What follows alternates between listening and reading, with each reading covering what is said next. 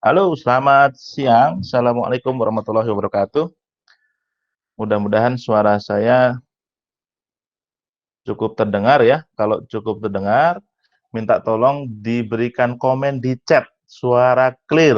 Jadi saya biar bisa tahu kalau suara saya bisa terdengar oleh teman-teman semuanya. Oke? Kalau terdengar, tolong chat suara clear. Oke. Baik, terima kasih.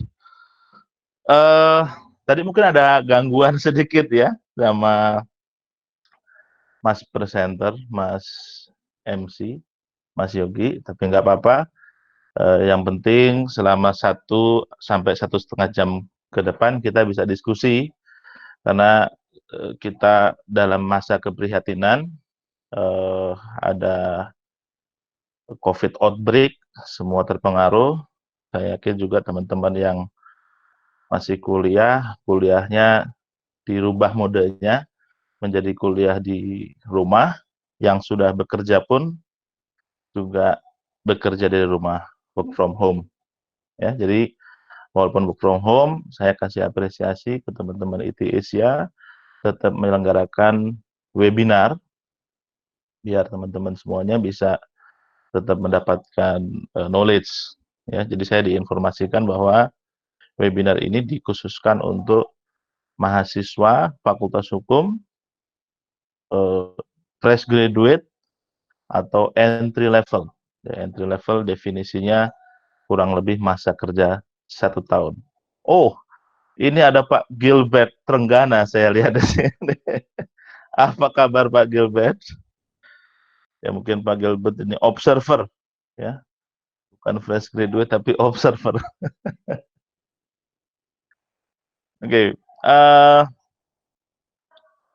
sebelum saya mulai, saya ingin sampaikan sesuatu bahwa webinar kita ini walaupun sifatnya webinar ya, tapi saya ingin ada interaksi. Jadi kalau ada pertanyaan, silahkan disampaikan melalui chat ya.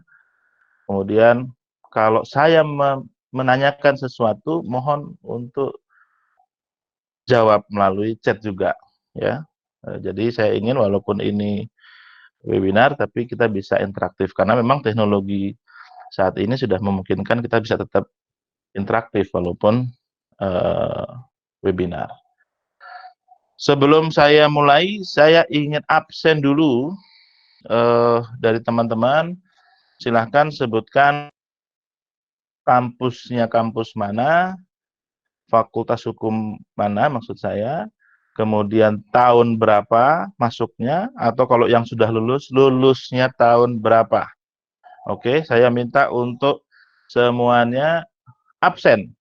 Ya, silakan di chat, di bagian chat disebutkan eh, fakultas hukum mana, masuk tahun berapa, atau lulus tahun berapa. Oke, saya belum melihat ada yang ngechat saya. Saya tunggu. Oke, Pak Muhammad, Mas Muhammad Ridwan. Udah mulai ini. Oke, Muhammad Ridwan, Fakultas Hukum Pajajaran, Angkatan 2019. Fikri Mursyid, 2016. Unikat Majaya. Lintang Kinanti. Wah, ini saya kenal ini. Al-Azhar, 2019. Aditya Restianda. Yegar Sahaduta, Universitas USU. Oh, Mas Yegar di Medan sekarang. Halo Mas Yegar. Mas Yegar di Medan. Oh, di Jakarta. Oke, oke, di Jakarta ya. Agrasi Tepu dari BINUS. Chelsea Tamara dari Pajajaran. Oke. Oke, sudah cukup banyak. Thank you, thank you. Nah, jadi ini permulaan yang bagus. Nanti setiap saya bertanya kepada teman-teman, saya minta teman-teman untuk merespon ya lewat chat.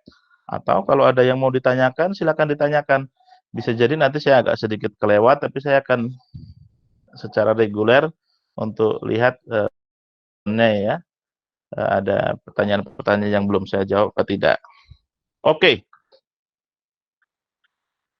rekan-rekan muda semuanya, saya diminta oleh teman-teman di IT Asia untuk menyampaikan tentang basic knowledge dan essential skill for entry level, tentunya untuk corporate lawyer atau legal staff begitu ya di perusahaan.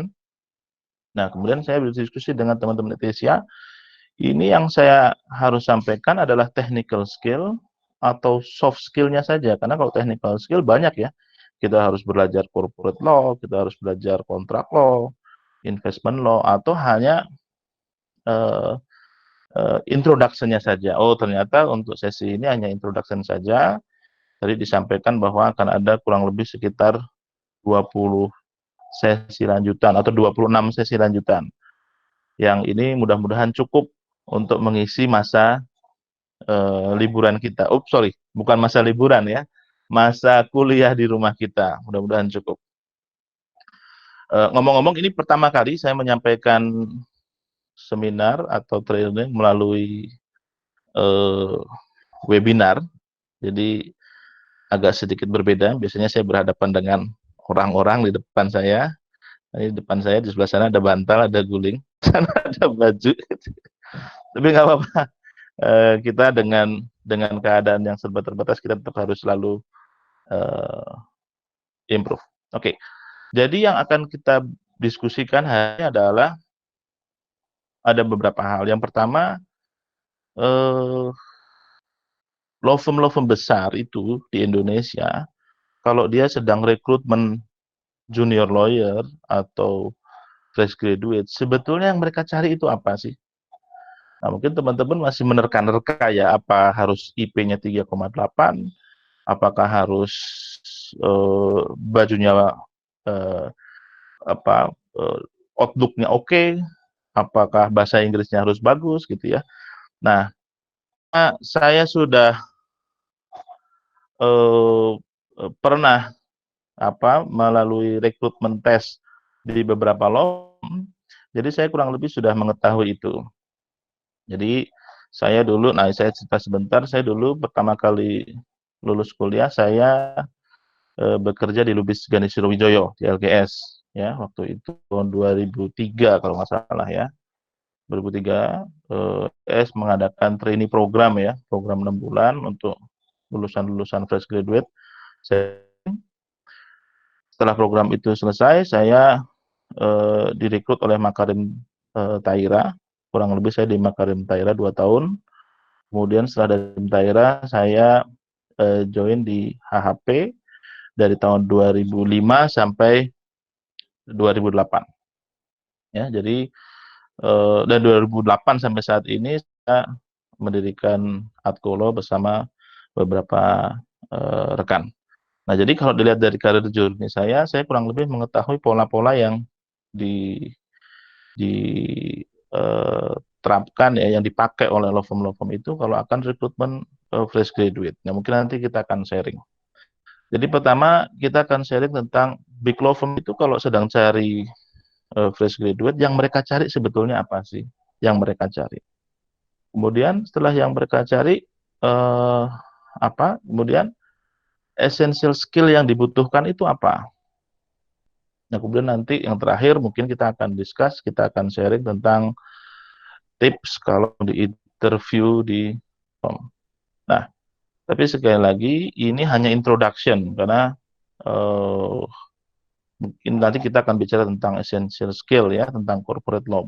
Kita pasti tidak akan membahas tentang corporate law yang dimaksud itu apa sih? Relevan nggak sih kita mempelajari tentang hukum dagang misalnya? Atau relevan nggak kita mempelajari tentang apa perbedaan persekutuan berdata dan CV ketika kita mau masuk kerja? Itu kan bayangan kita itu, aduh itu theoretical sekali itu. Itu kita kuliah nggak usah kita terlalu pinter deh, karena nggak mungkin dipakai di kerja. Nah, kita akan lihat apa betul pelajaran-pelajaran waktu kita kuliah itu pelajaran-pelajaran yang nggak kepake, atau justru banyak hal-hal yang menurut kita nggak penting, tapi ketika kita tes, ketika kita rekrutmen tes, atau ketika kita bekerja ya, justru pengetahuan-pengetahuan yang dasar itu yang kita butuhkan. Oke, Sebelum saya lanjut, saya ingin dari teman-teman untuk chat, siapa dari teman-teman yang saat ini sudah bekerja, oke? Sudah bekerja, tolong diketik sudah bekerja.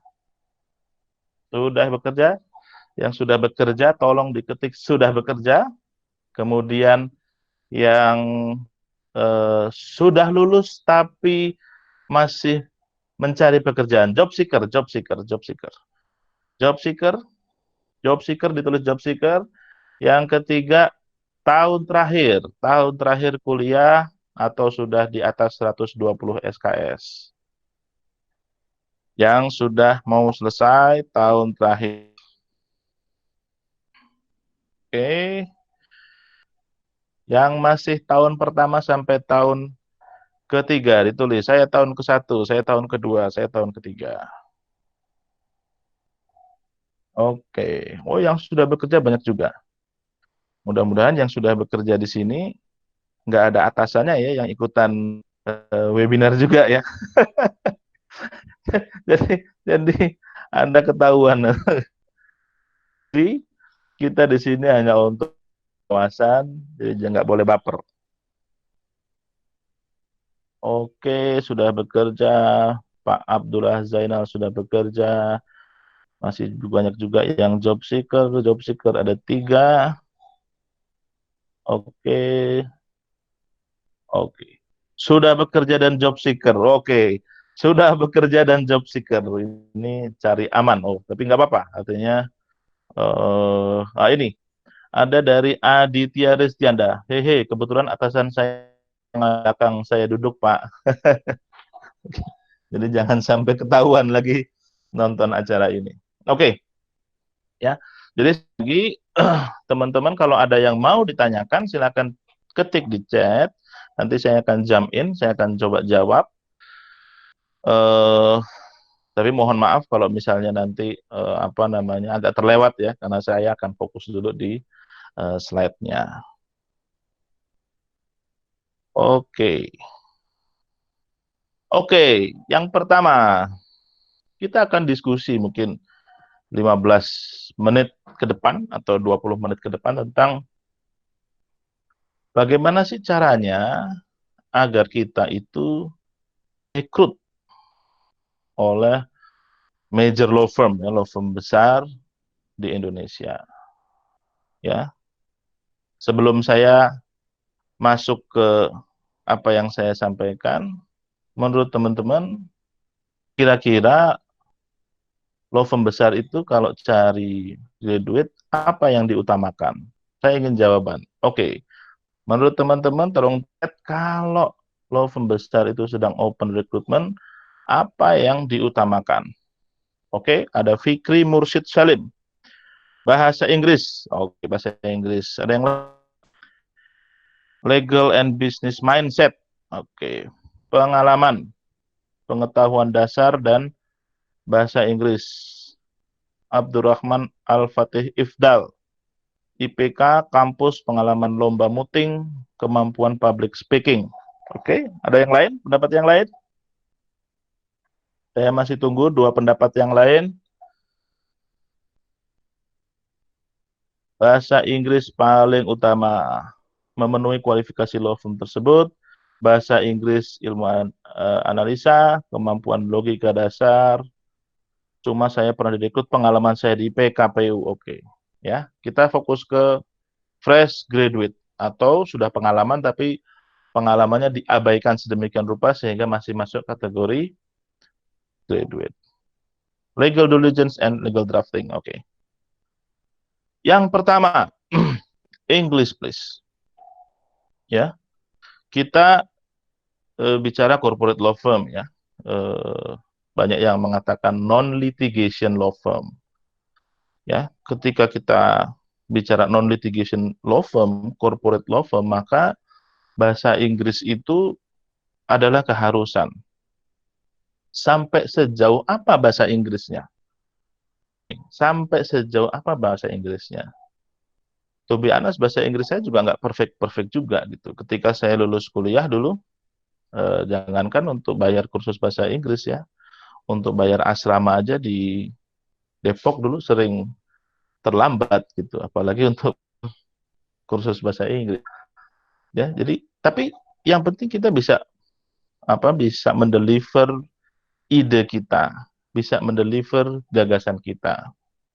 Yang penting bahasa Inggrisnya itu bisa menjadi bahasa yang mendeliver message atau pesan yang akan kita sampaikan. Dan kadang-kadang kita nggak harus cepat-cepat dalam bicara bahasa Inggris. Nanti mungkin perlu ada sesi tersendiri English for Lawyers nanti ya, materi yang disampaikan juga lewat webinar lebih mendalam. Kita orang Indonesia, kita bukan native, pasti ada language barrier. Sebaik apapun bahasa Inggris kita, pasti ada language barrier. Dan ngomong-ngomong, lawyer-lawyer luar negeri itu, ke kita itu luar biasa respect-nya. Kenapa? Karena dia tidak bisa membayangkan seseorang bisa berargumen hukum dengan bukan native language-nya. Ya, kalau mereka, ya mereka setiap hari, mereka bermimpi, berdoa, mereka eh, ngobrol, mereka marah-marah, mereka kalau orang Jawa Timur mereka bilang mereka misuh-misuh itu mereka dalam bahasa Inggris semuanya gitu ya. Nah sementara kita itu semuanya dalam bahasa Indonesia. Pasti ada barrier, tapi nggak masalah. Yang penting kita bisa mendeliver. Dan kalaupun kita mendelivernya kalau verbal ya, kalau kita kesulitan untuk dengan speed yang cukup tinggi, kita pelan-pelan aja nggak apa-apa, kita slow aja nggak apa-apa. Yang penting kita bisa tahu bahwa bahasa Inggris kita cukup baik untuk mendeliver sebuah pesan. Dan pesannya adalah legal message ya. Contoh misalnya ditanyain, kalau menurut Undang-Undang PT, perseroan yang belum disahkan pendiriannya, maka apakah hukumnya mengikat pemegang saham atau mengikat perseroan? Nah, ketika ada pertanyaan semacam itu, Anda diminta untuk menjelaskan dalam bahasa Inggris kan. Nah, ada dua tantangan nih. Pertama, tantangannya adalah mencari jawabannya apa. Karena jangankan dalam bahasa Inggris, dalam bahasa Indonesia pun belum tentu tahu jawabannya kan. Yang pertama adalah mencari jawabannya apa, kemudian yang kedua mendeliver jawaban kita dalam bahasa Inggris. Nggak apa-apa, pelan-pelan aja.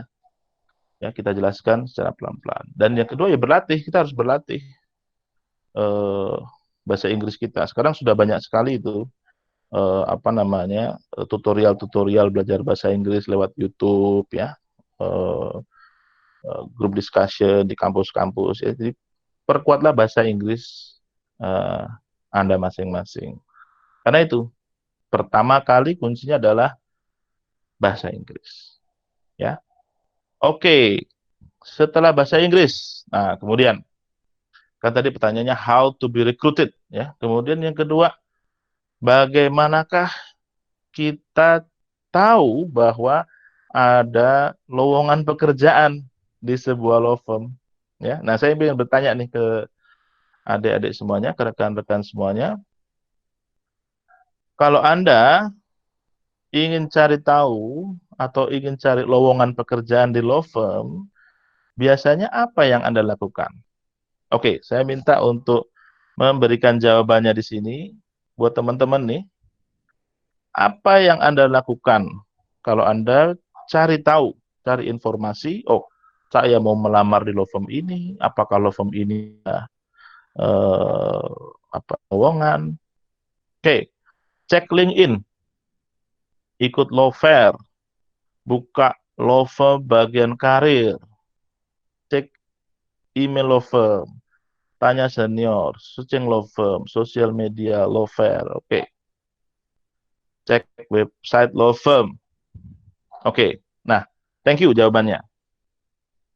Pertama, perlu saya sampaikan bahwa turnover di law firm itu sangat tinggi.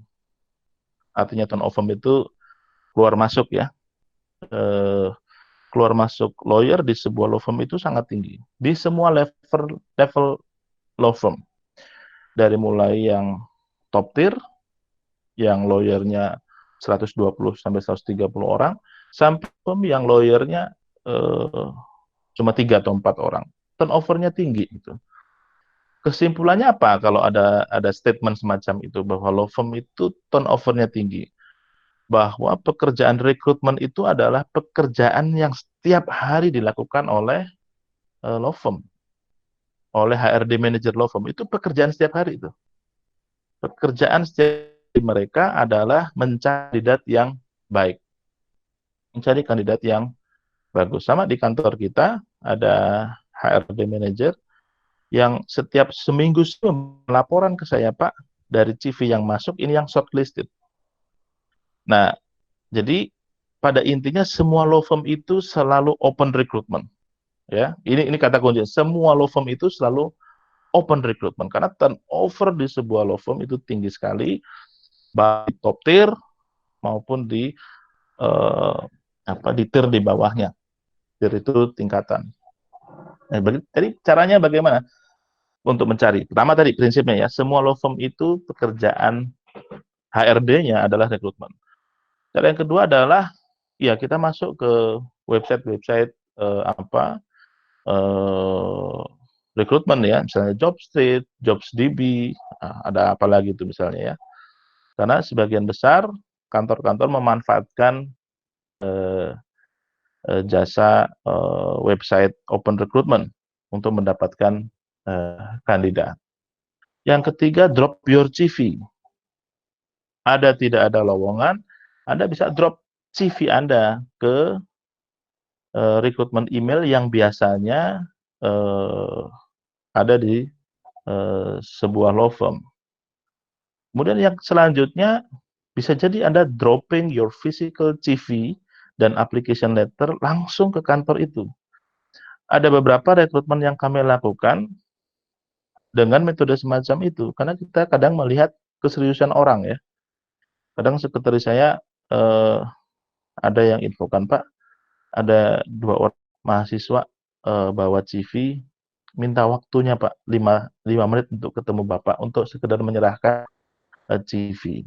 Itu gaya-gaya yang lama sekali kan, mungkin zaman-zaman mohon maaf, zaman-zaman Pak Kiki Gani, zaman-zaman Pak almarhum Didi Dermawan, itu mungkin zaman dulu kalau cari lowongan tuh kayak gitu ya.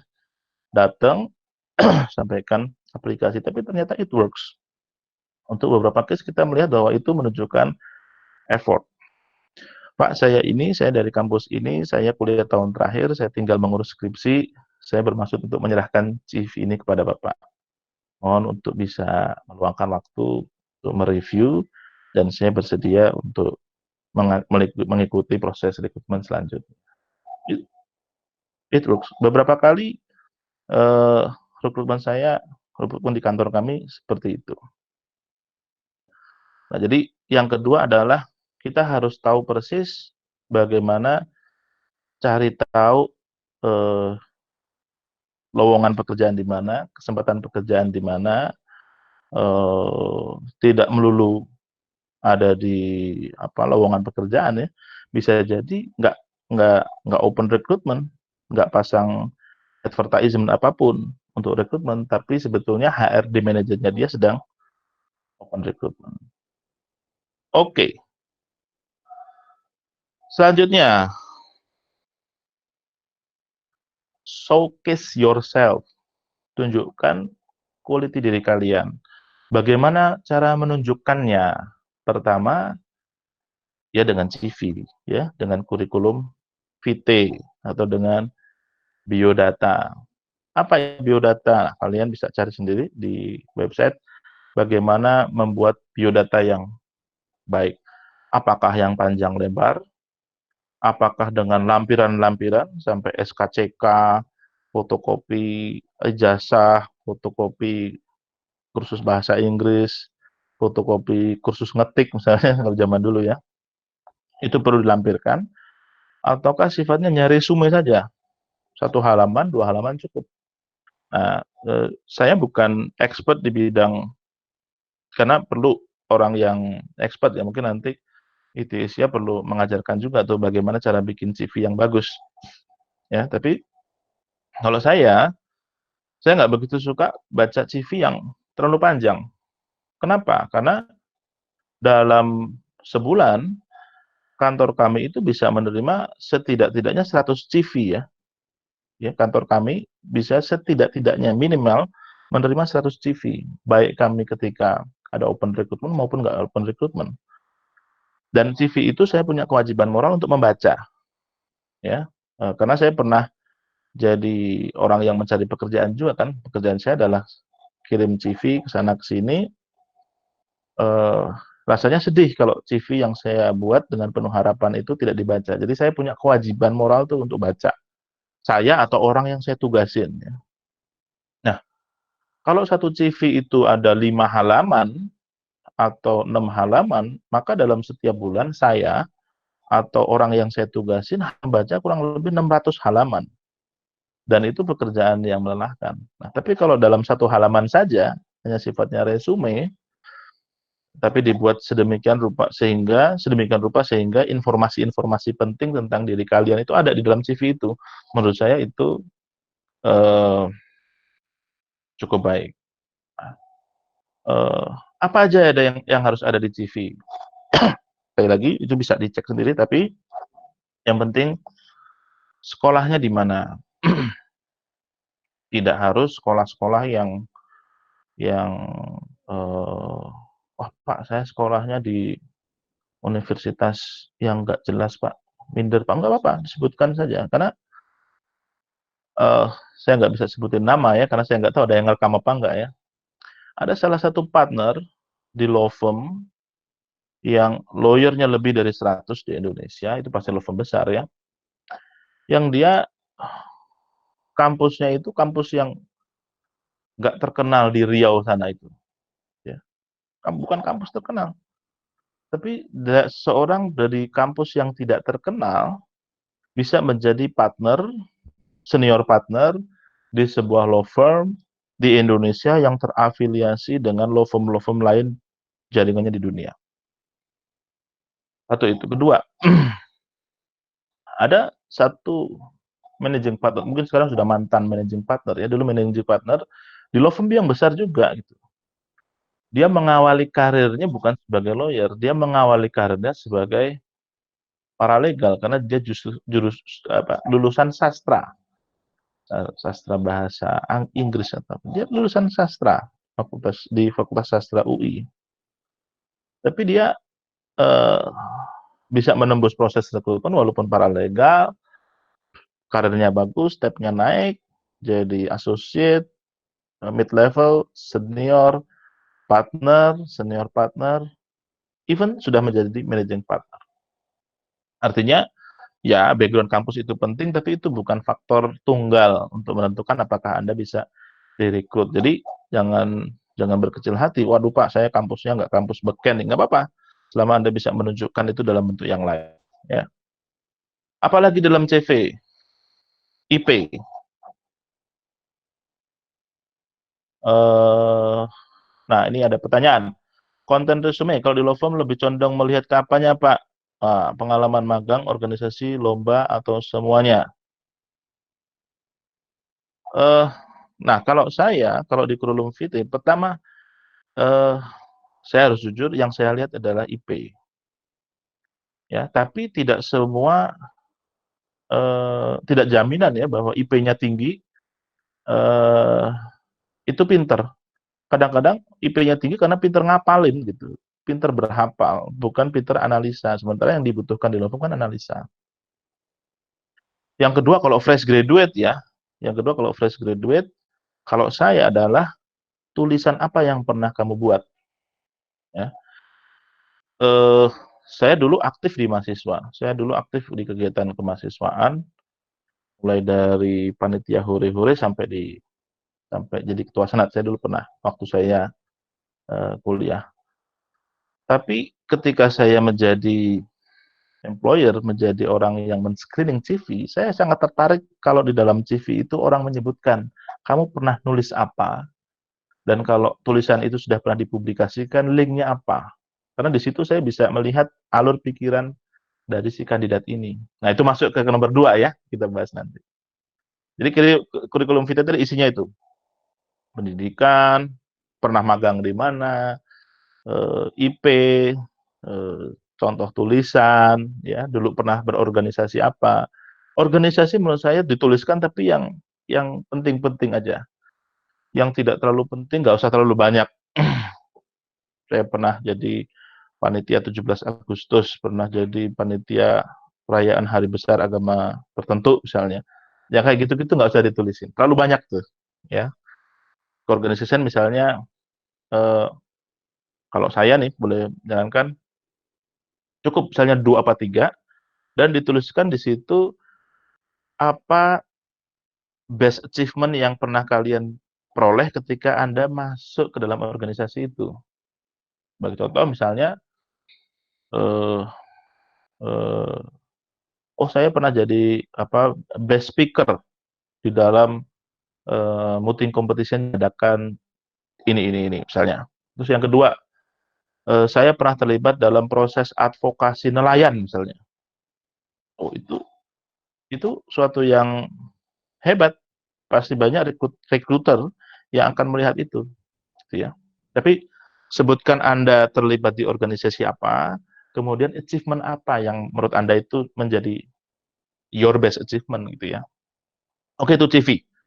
Nah, nanti mungkin saya bisa mengusulkan nih ke teman-teman IT Asia untuk juga membuat webinar tentang bagaimana membuat CV. Yang kedua adalah yang tadi saya sampaikan, eh, Anda harus bisa menunjukkan contoh tulisan Anda, ya. Bisa jadi dalam bentuk blog kalau Anda punya blog, atau kalau punya website lebih bagus lagi, atau tulisan ilmiah, atau Anda pernah ikut kalau zaman dulu itu ada LKPM, lomba karya tulis ilmiah remaja, ilmiah mahasiswa. Nah, sampaikan contoh-contoh tulisan legal Anda, tapi harus dipastikan bahwa itu bukan plagiat, ya. Dan kalau bisa, contoh ini tolong dicatat dan digaris besar. Tulisan itu dalam bahasa Inggris, ya. Karena menulis dalam bahasa Indonesia itu challenge-nya jauh berbeda dengan challenge menulis dalam bahasa Inggris. Oh, saya pernah membuat artikel di blog saya tentang apa misalnya, uh, legal aspek dari debt restructuring selama masa corona outbreak. Oh, Anda tulis sekarang daripada Anda bengong di di rumah, Anda tulis, oke, outbreak, ada corona outbreak, aspek-aspek legalnya apa saja. Satu, bisa masuk force major apa enggak? Oh, tulis force major kerjanya seperti apa. Kedua, bisa men-trigger debt of restructuring apa tidak misalnya. Keempat, kalau ada default dari para pihak itu bagaimana. Jadi Anda bikin analisis semacam itu dalam bahasa Inggris. Sekali Anda menulis mungkin Anda spare 4-5 jam, tapi itu bisa menjadi showcase Anda yang bagus. Lebih bermakna menurut saya daripada CV yang berhalaman-halaman gitu. Jadi sample of writing dan legal blogging. Selanjutnya, ini. Selanjutnya. Selanjutnya adalah hati-hati dengan sosial media Anda. Siapa dari teman-teman semuanya yang tidak punya Facebook account? Oke. Siapa yang tidak punya Facebook account? Oh, Pak Abdullah Latif, Mas Abdullah Latif. Tidak punya Facebook account? Oke. Eh, tahun berapa kuliah? Ini nggak ngomongin masalah umur ya, saya cuma Pak Abdullah 2012. Oke, berarti selesai kurang lebih 2017 ya. Oke, yang lainnya punya ya. Oke, dari 38 peserta ini, 37 diantaranya punya Facebook account. Punya Pak, tapi jarang digunakan. Oke. Siapa yang eh, tidak punya LinkedIn account? LinkedIn. Siapa yang tidak punya LinkedIn account? LinkedIn. Siapa yang tidak punya LinkedIn? Semuanya punya ya? Oke. Lintang. Saya belum punya. Saya nggak punya. Siapa yang tidak punya IG, Instagram. Siapa yang tidak punya Instagram?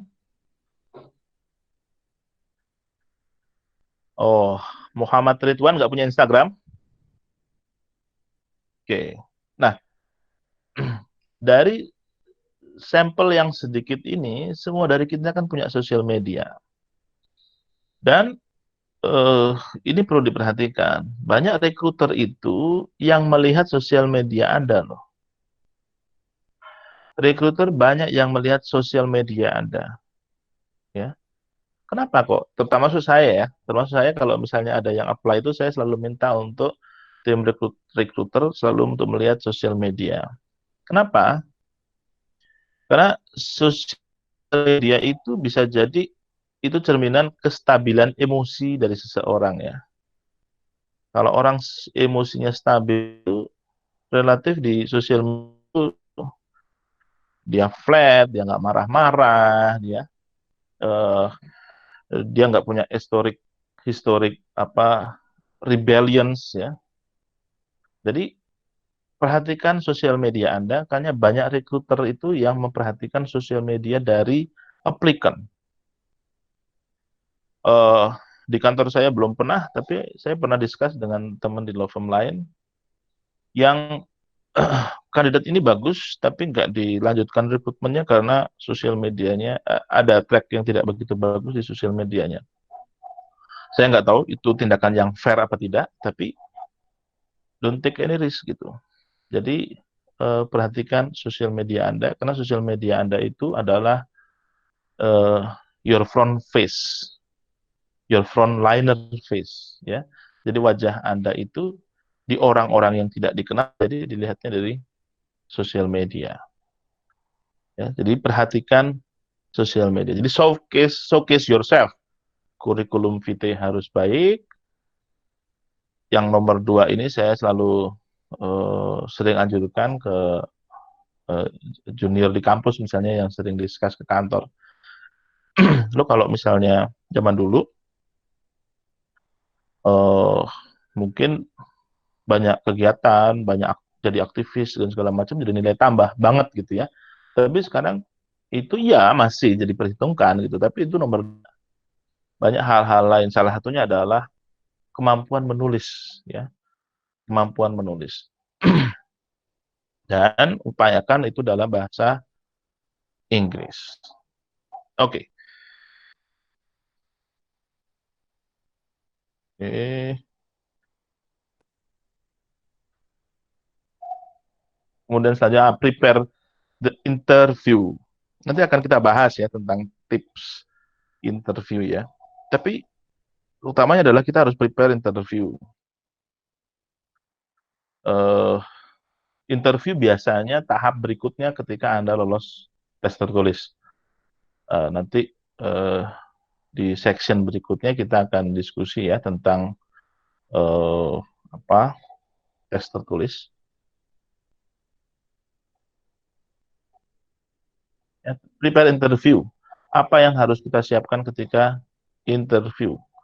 Mulai dari cara menjawab, ya, mulai dari cara berpakaian, jangan terlambat. Bagaimana kalau diteken, ya, bagaimana kalau dites? Ya, saya dulu pernah dites, dan saya pengen nanya nih, kalau di dalam anggaran dasar suatu perseroan ada ketentuan yang mengatakan bahwa untuk menjual aset, direktur harus mendapatkan persetujuan komisaris. Oke. Di dalam anggaran dasar suatu perseroan ada ketentuan kalau direktur mau menjual aset dari perseroan, direktur tersebut harus mendapatkan persetujuan dari komisaris. Itu bunyi anggaran dasar. Pertanyaannya, komisaris nggak mau kasih persetujuannya. Oke, cerita-ceritanya nih, kamu udah jadi lawyer, Dan. Saya tanya ke kamu, bagaimana cara mengatasi hal tersebut? Si klien ingin jual aset tanpa harus mendapatkan persetujuan dari komisaris. Eh, banyak di antara kita yang memaksakan diri untuk mencari, ya bisa gitu. Padahal kita tahu bahwa itu nggak bisa, gitu. Atau itu bisa tapi resiko. Nah, kadang muncul jawaban-jawaban kayak gitu ya, yang ngetes tuh.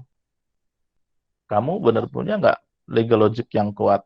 Kalau dites begini goyang apa enggak? Gitu. Nah, itu nanti akan kita bahas di section berikutnya. Kita harus prepare. Prepare-nya seperti apa? Bagusnya. Ya, kita melist down pertanyaan-pertanyaan yang mungkin muncul. Dan kita juga harus melist down, kalau kita nggak bisa jawab, nih, apa yang harus kita sampaikan. Menjawab tidak tahu pun juga harus dengan pengetahuan, kan. Eh, Kalau kita tidak tahu, jawaban pertama apa? Maaf Pak, saya nggak tahu jawabannya. Oke, nah saya ingin bertanya nih ke teman-teman nih. Anda diberikan pertanyaan oleh interviewer Anda, ya, atas suatu masalah yang Anda betul-betul totally blank, Anda nggak tahu, no idea apa jawabannya. Kira-kira Anda akan menjawab apa ke interviewer tadi? Saya ingin ada 5 volunteer, ya, 5 volunteer yang menuliskan. Kira-kira Anda akan jawab apa? Anda diberikan pertanyaan oleh interviewer, sebagai contoh misalnya, eh, pertanyaan yang buat teman-teman mahasiswa bingung, misalnya, eh, eksekusi atas gadai itu boleh private atau harus penjualan dengan lelang? Oh, have no idea. Saya nggak tahu, ya kan? Kalau kita kreditur, kita pegang jaminan gadai saham, atau let's say apapun gadainya itu, saya menjual gadai saham, barang gadai, itu boleh private sale, atau harus lewat public auction. No idea. Nggak tahu jawabannya, no clue. Bahkan pernah baca pun sama sekali enggak. Totally blank. Nah, dalam situasi semacam itu, saya ingin ada volunteer, kira-kira kamu mau jawab apa? Jawabannya pada intinya saya nggak tahu jawabannya, gitu. Tapi kira-kira kamu mau jawab apa? Oke, 5 volunteer.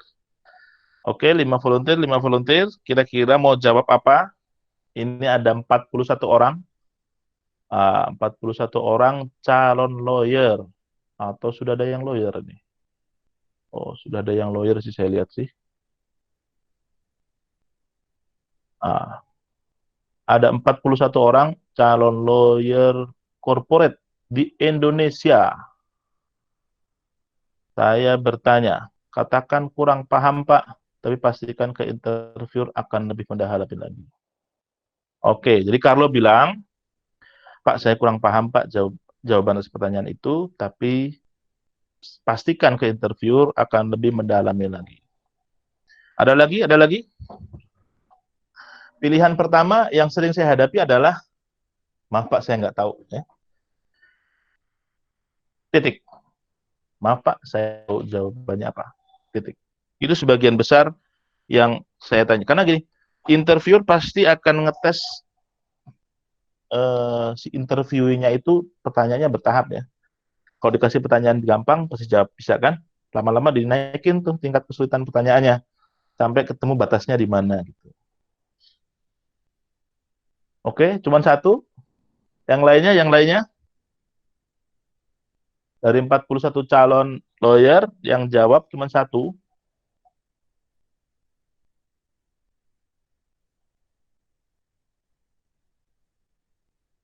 Oke, oke, belum ada yang jawab ya. Oke. Nah, pasti nanti kalian akan ketemu dengan jenis-jenis interview yang semacam itu, yang Anda nggak tahu jawabannya apa. Kalau memang betul-betul tidak tahu, pertama, kalau sedang interview, eh, jangan jawaban dibuat muter-muter. Ya. Kalau Anda jadi lawyer, ketika klien Anda bertanya, sebentar. ketika klien Anda bertanya dan Anda tidak tahu jawabannya, bisa jadi Anda membuat jawaban yang diplomatik ya. Tapi kalau misalnya dijawab sama interview, Anda jangan jawaban diplomatik ya. Bisa jadi salah satu opsinya adalah seperti yang tadi disampaikan sama Carlo, Pak, maaf saya belum mengetahui jawaban itu, tapi kalau diizinkan, saya akan research, saya akan cari jawaban atas jawaban itu, dan saya akan emailkan ke Bapak.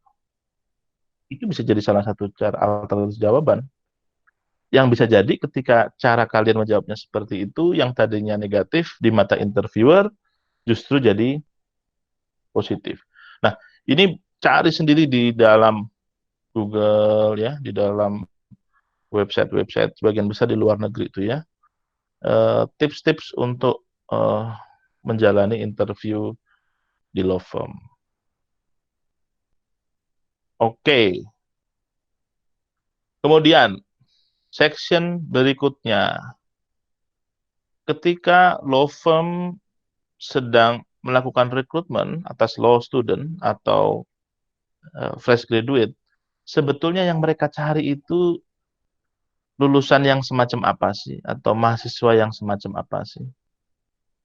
Oke, yang pertama tadi ya, school dan grade ya.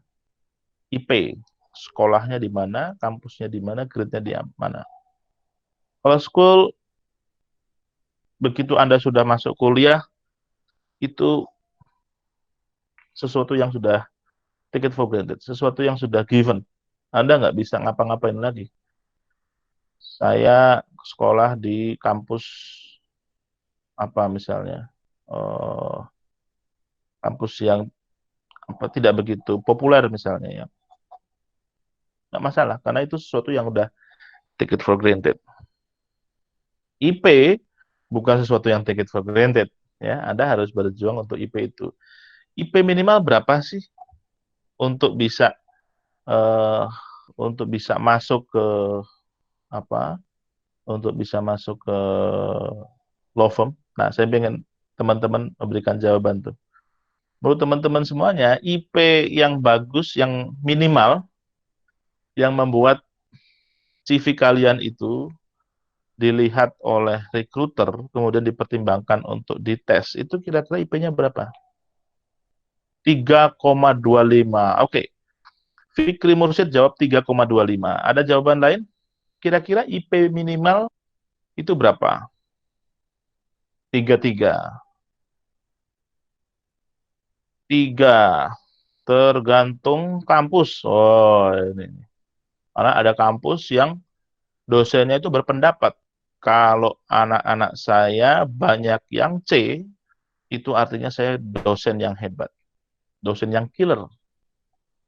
Tapi saya nggak tahu deh sekarang masih ada nggak ya kampus kayak gitu ya. Kalau dulu ya ada tuh.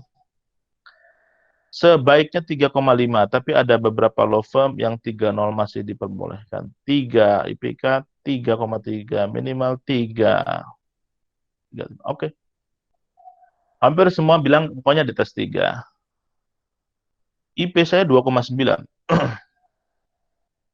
IP saya 2,9 di bawah 3. Nah, tapi mungkin zaman dulu ya. Nah, zaman dulu tuh mungkin masih ada tuh dosen-dosen yang apa eh, eh, agak sedikit susah untuk memberikan nilai yang baik. Ini bukan excuse ya, bukan excuse karena saya IP-nya rendah saya ngomong kayak gitu ya. Nah, tapi IP betul harus diperhatikan. Kalau misalnya yang sudah lulus IP-nya di bawah 3 ya sudah itu nasib kalian. Kenapa kok dulu waktu kuliah nggak belajarnya nggak bener gitu ya. Tapi buat teman-teman yang masih kuliah kejar IP di atas 3. Ya, tadi itu setiap bulan di Atko misalnya, Bumila, oh sorry, sebut nama. HR kita, walaupun kita sedang nggak buka open recruitment, itu CV yang masuk 100 gitu ya.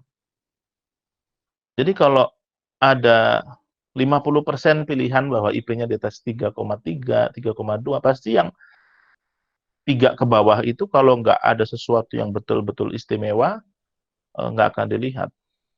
Nah, tapi saya ada teman, saya nggak sebutkan nama, dia 1 tahun di atas saya, IP-nya di bawah 2,8.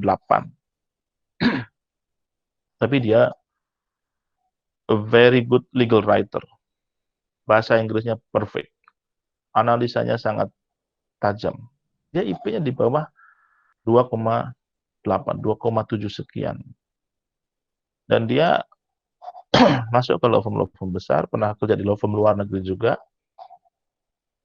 Artinya bukan cuma itu, nah kita lihat ya. Nah, untuk case teman saya, dia sangat aktif tulis blog, legal blogging. Dan legal bloggingnya itu sesuatu yang, oh, saya kok nggak kepikiran nih ya, kamu nulis kayak gitu.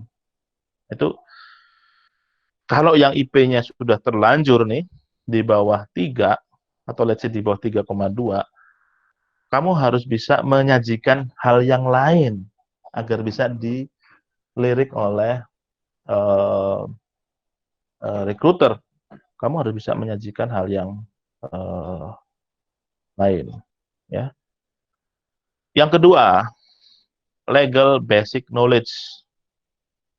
Ya, legal basic knowledge. Pak, kita harus mempersiapkan apa, Pak, kalau mau ujian?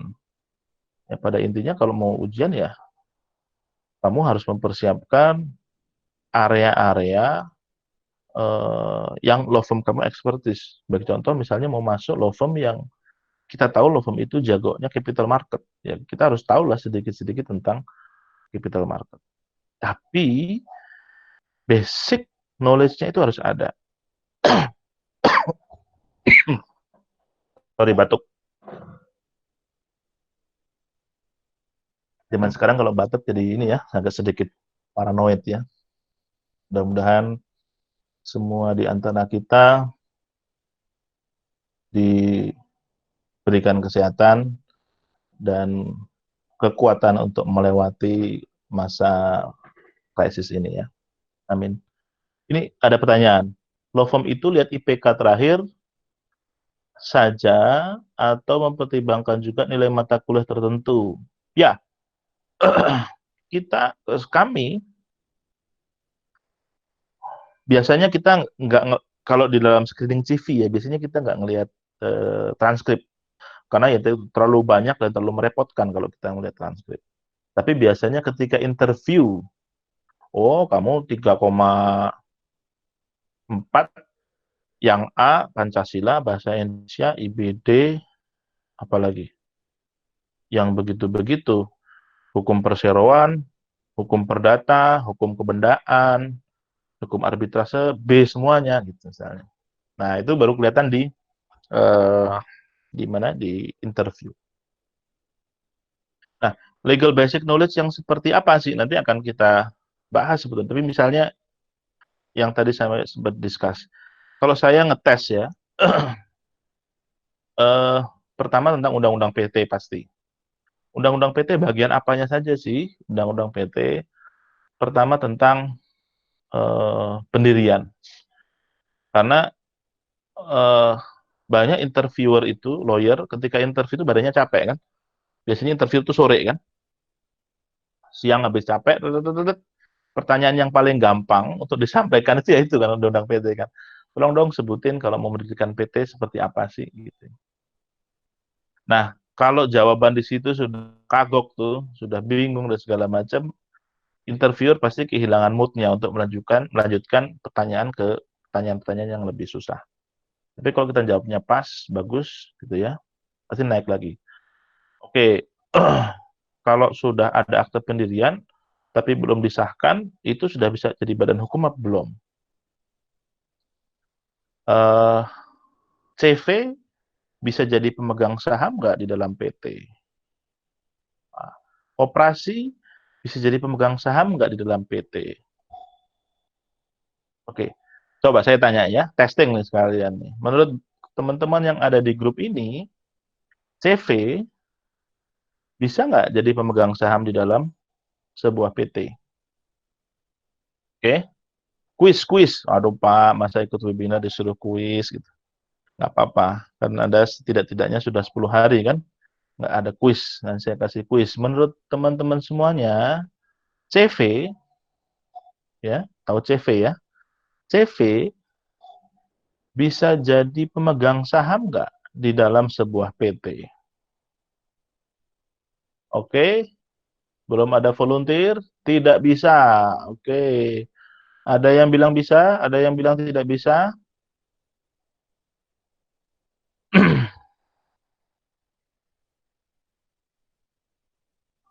Dari 42 calon lawyer, yang menjawab cuma satu. Nah, saya nggak tahu ini nggak masuk karena sinyalnya jelek atau gimana. Tidak bisa, tidak bisa, tidak bisa. Tidak bisa. Oke, tidak bisa.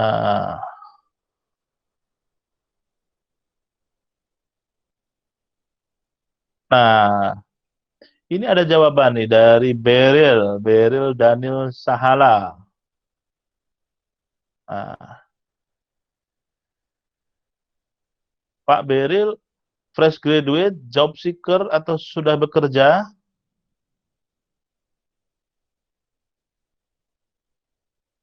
Tahun terakhir kuliah. Jawaban yang disampaikan Pak Beryl, kita lihat chat ya, kita lihat ke bagian chat ya.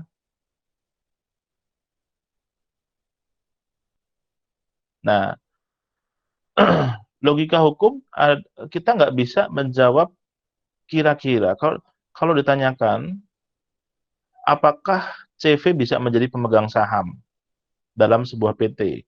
Maka yang harus kita cari terlebih dahulu adalah di Undang-Undang PT, kita harus cari siapakah yang bisa mendapat siapakah yang bisa menjadi pemegang saham di dalam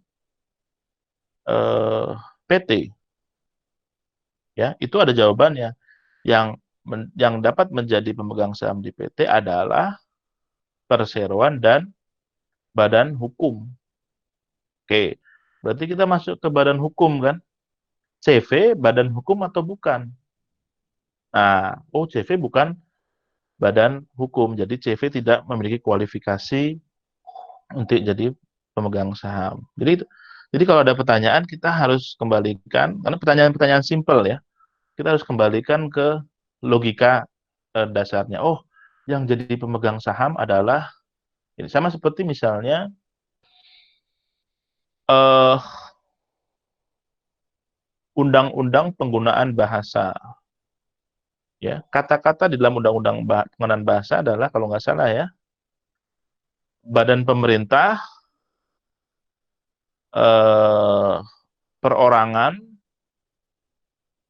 dan swasta di Indonesia apabila masuk sebuah perjanjian dengan pihak lain harus menggunakan bahasa Indonesia. Undang-undang bahasa gitu ya. Nah, sekarang ada BUMD nih, ada badan usaha milik daerah. Ini kadang-kadang pertanyaan kalau sedang interview kayak gini ya, interviewer kalau moodnya lagi bagus, itu kadang-kadang suka ngajak diskusi itu sama interviewnya. Apalagi interviewnya pertanyaan pertama lolos, pertanyaan kedua lolos, pertanyaan ketiga yang nggak sulit lolos. Kadang-kadang dia suka ngajak diskusi itu. Nah ya, Undang-Undang Bahasa mengatakan badan pemerintah, perorangan, dan swasta apabila dia masuk perjanjian dengan orang lain harus menggunakan bahasa Indonesia. Turunannya banyak, tapi intinya seperti itu. Nah, kemudian ada pertanyaan, Pak, kami BUMD, Pak, Badan Usaha Milik Daerah. BUMD harus menggunakan bahasa Indonesia juga apa tidak? Oke, saya bertanya deh ke teman-teman. Menurut teman-teman, BUMD harus menggunakan bahasa Indonesia apa tidak? Oke, menurut Kenny Purba harus, Pak.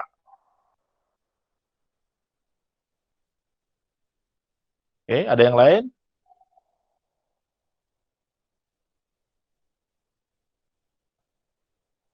Hmm.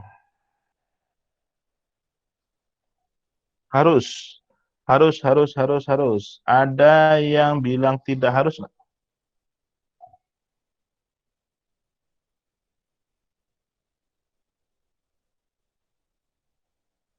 sesuai kesepakatan. Sorry. Oke, ini masuk ya ke presentasi ya.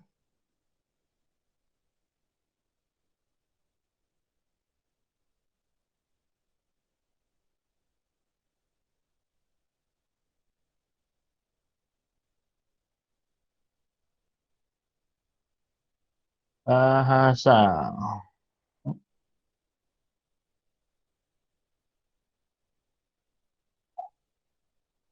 sesuai kesepakatan.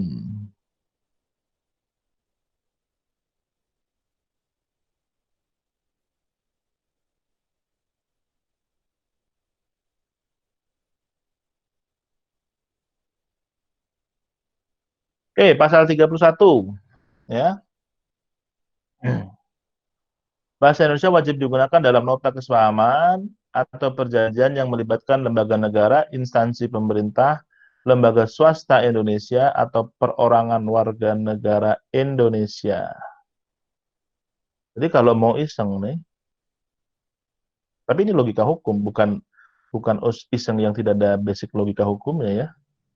Yang wajib untuk menggunakan bahasa Indonesia adalah satu, lembaga negara. BUMD lembaga negara bukan? Bukan. Instansi pemerintah Republik Indonesia. BUMD termasuk instansi pemerintah Republik Indonesia bukan? Bukan. Lembaga swasta Indonesia. BUMD masuk lembaga swasta apa bukan? Bukan. Karena dia kan ada apa aspek keuangan negara di situ walaupun masih debatable ya. Atau perorangan warga negara Indonesia. Jadi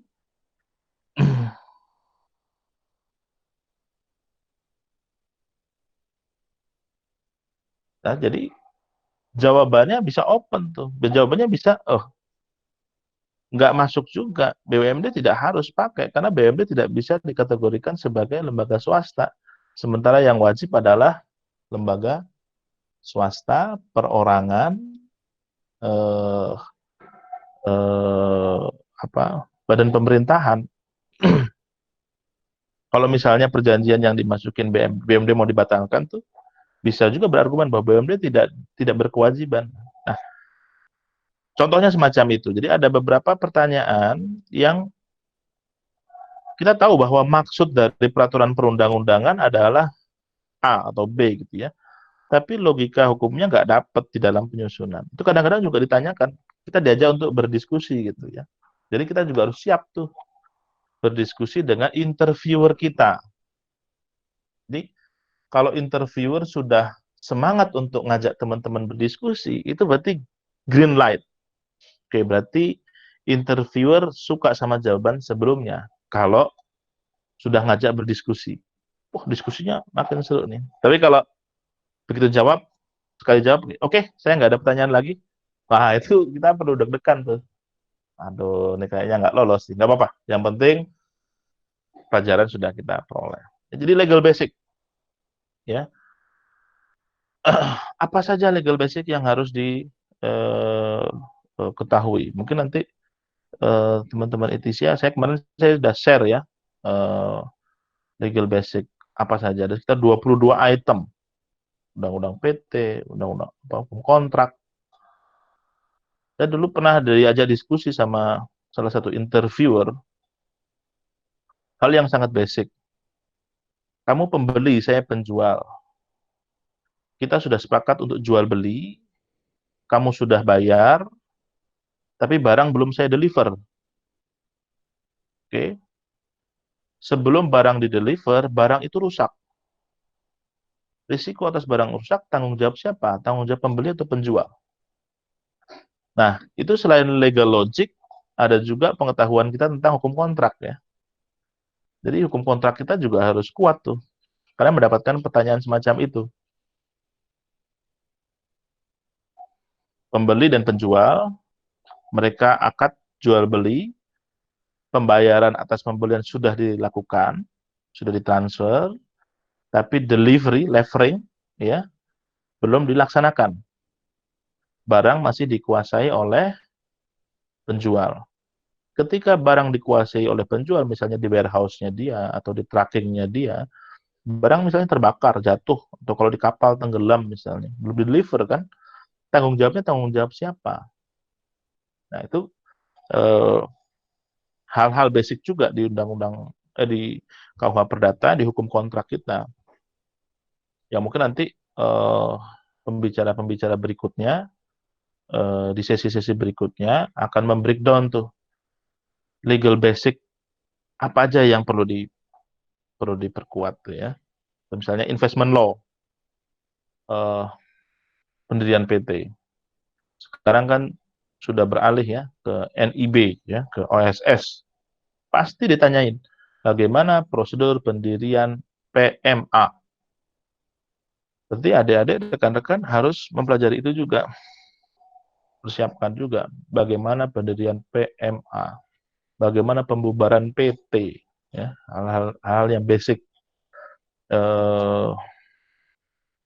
Syarat kepailitan apa, ya. Nanti akan coba kalau saya diminta ITIS ya untuk share dot by dot ya, poin-poin apa saja yang harus kita ketahui sekedar ya, tanda kutip, sekedar untuk lulus ujian masuk law firm. Mungkin nanti saya akan share ya, karena banyak item-itemnya yang buat teman-teman yang masih punya waktu ya, masih mahasiswa, masih bisa dikejar. Wah Pak, saya udah kerja Pak di, di perusahaan lain, saya untuk ngejar itu agak susah ya. Nggak ada pilihan, Anda harus luangkan waktu untuk belajar lagi kan ya. Paling tidak itu, dot by dot, saya nyebutnya dot by dot aja. Point by point yang kita harus ya, paham gak ya. Karena kalau semuanya ya eh, berat juga gitu. Sampai misalnya pidana gitu. Kita corporate lawyer atau Anda semuanya ini, Anda semuanya, sorry, arahnya ke sana ya. Anda semuanya adalah calon eh, corporate lawyer, tapi juga harus mengetahui sedikit tentang pidana. Ya, nggak usah jauh-jauh. Apa bedanya penggelapan dan penipuan misalnya? Anda harus tahu itu. Apa bedanya penggelapan dan penipuan?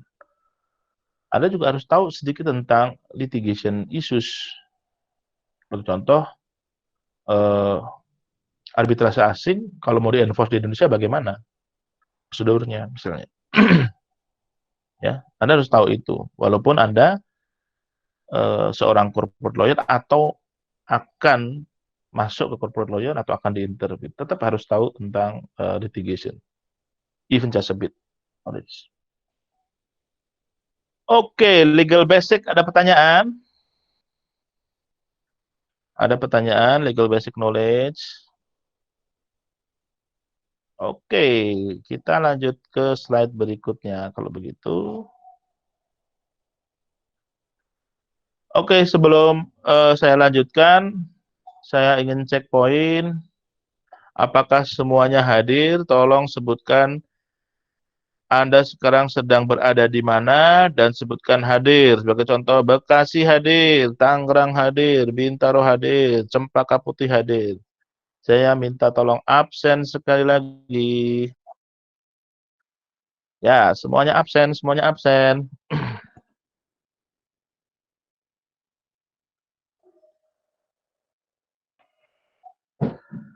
Oke. Batu Licin, wow. Aditya Restiananda di Batu Licin, di Kalimantan Selatan ya. Setia Budi, Kalibata, Depok hadir. Tangerang hadir, Bandung, Bintaro, Jakarta, Ciledug, wah. Tebet, Depok, mana lagi ini? Kenny Purba, Jakarta. Muhammad Ardimas, Bogor. Reza Mubarak, Bekasi. Rawamangun. Oke. Oke, alhamdulillah saya ngomong di sini nggak pada tidur ya. Saya khawatirnya saya bisa di sini ditinggal tidur atau ditinggal nonton Netflix. Nah, saya gara-gara work from home jadi kenal yang namanya Netflix. Sama kemarin saya juga nonton pakai Catch Play. Sebelumnya saya nggak tahu itu Netflix gimana. Ternyata oke juga, seru juga. Oke, next. Ini headset warna pink punya anak saya, karena saya nggak punya headset, eh, jadi kalau yang notice saya headsetnya pink, jangan jangan menyebar fitnah kalau saya ke pinky-pinkian ya, karena ini punya anak saya, jadi karena ada yang japri saya, headsetnya pink gitu. Oke, Legal Logic tadi ya, Legal Logic kita harus tenang Pak, materi Bapak asik sambil menunggu asar. Oke, Reza Zaki. Wah, ini yang muji-muji ini apa perlu kita rekrut jadi lawyer di Atko ini? Just kidding. Oke, kita santai ya, biar kita nggak tegang. eh, ada corona outbreak ini, kita santai aja. Legal Logic yang tadi ya, Legal Logic. eh, Kadang dalam menjawab pertanyaan bisa jadi jawaban kita salah gitu. Tapi selama kita logiknya benar, jawaban salah, no issue selama logiknya benar. Ya. Pengalaman organisasi, ya, yang nomor 4. Pengalaman organisasi. Oke. Nah, apa yang sebetulnya dicari kalau dari pengalaman organisasi sih? Itu bukan Anda punya afiliasi politik di mana, eh, Anda aktivis atau apa, kalau mahasiswa sekarang apa? Kupu-kupu ya, kuliah pulang. Kan ada itu. Kalau dulu zaman saya ada namanya mahasiswa proyektor. Kerjanya nyari project terus. Kalau anak-anak Bandung kerjaannya jualan celana jin. Kalau anak UI jualannya besar. Oke. Tapi yang ingin dicari oleh rekruter itu adalah kemampuan problem solving Anda. Ya, karena kalau misalnya Anda aktif di organisasi, pasti Anda satu atau lebih pasti akan pernah berhadapan dengan sebuah masalah, besar atau kecil. Dan Anda harus menyelesaikan masalah itu. Besar atau kecil pasti. Kalau yang kecil apa misalnya? Aduh, ini event sudah, acara kita 2 minggu lagi tapi dana kurang. Oke. Itu kan masalah kan? Anda harus melakukan problem solving. Problem solvingnya gimana? Nah, ini saya nggak tahu ya, karena generasi kita agak sedikit berbeda gitu. Menurut saya generasinya itu 90-an, ya, teman-teman 2010-an gitu ya. Kalau zaman saya itu dulu ada dua macam.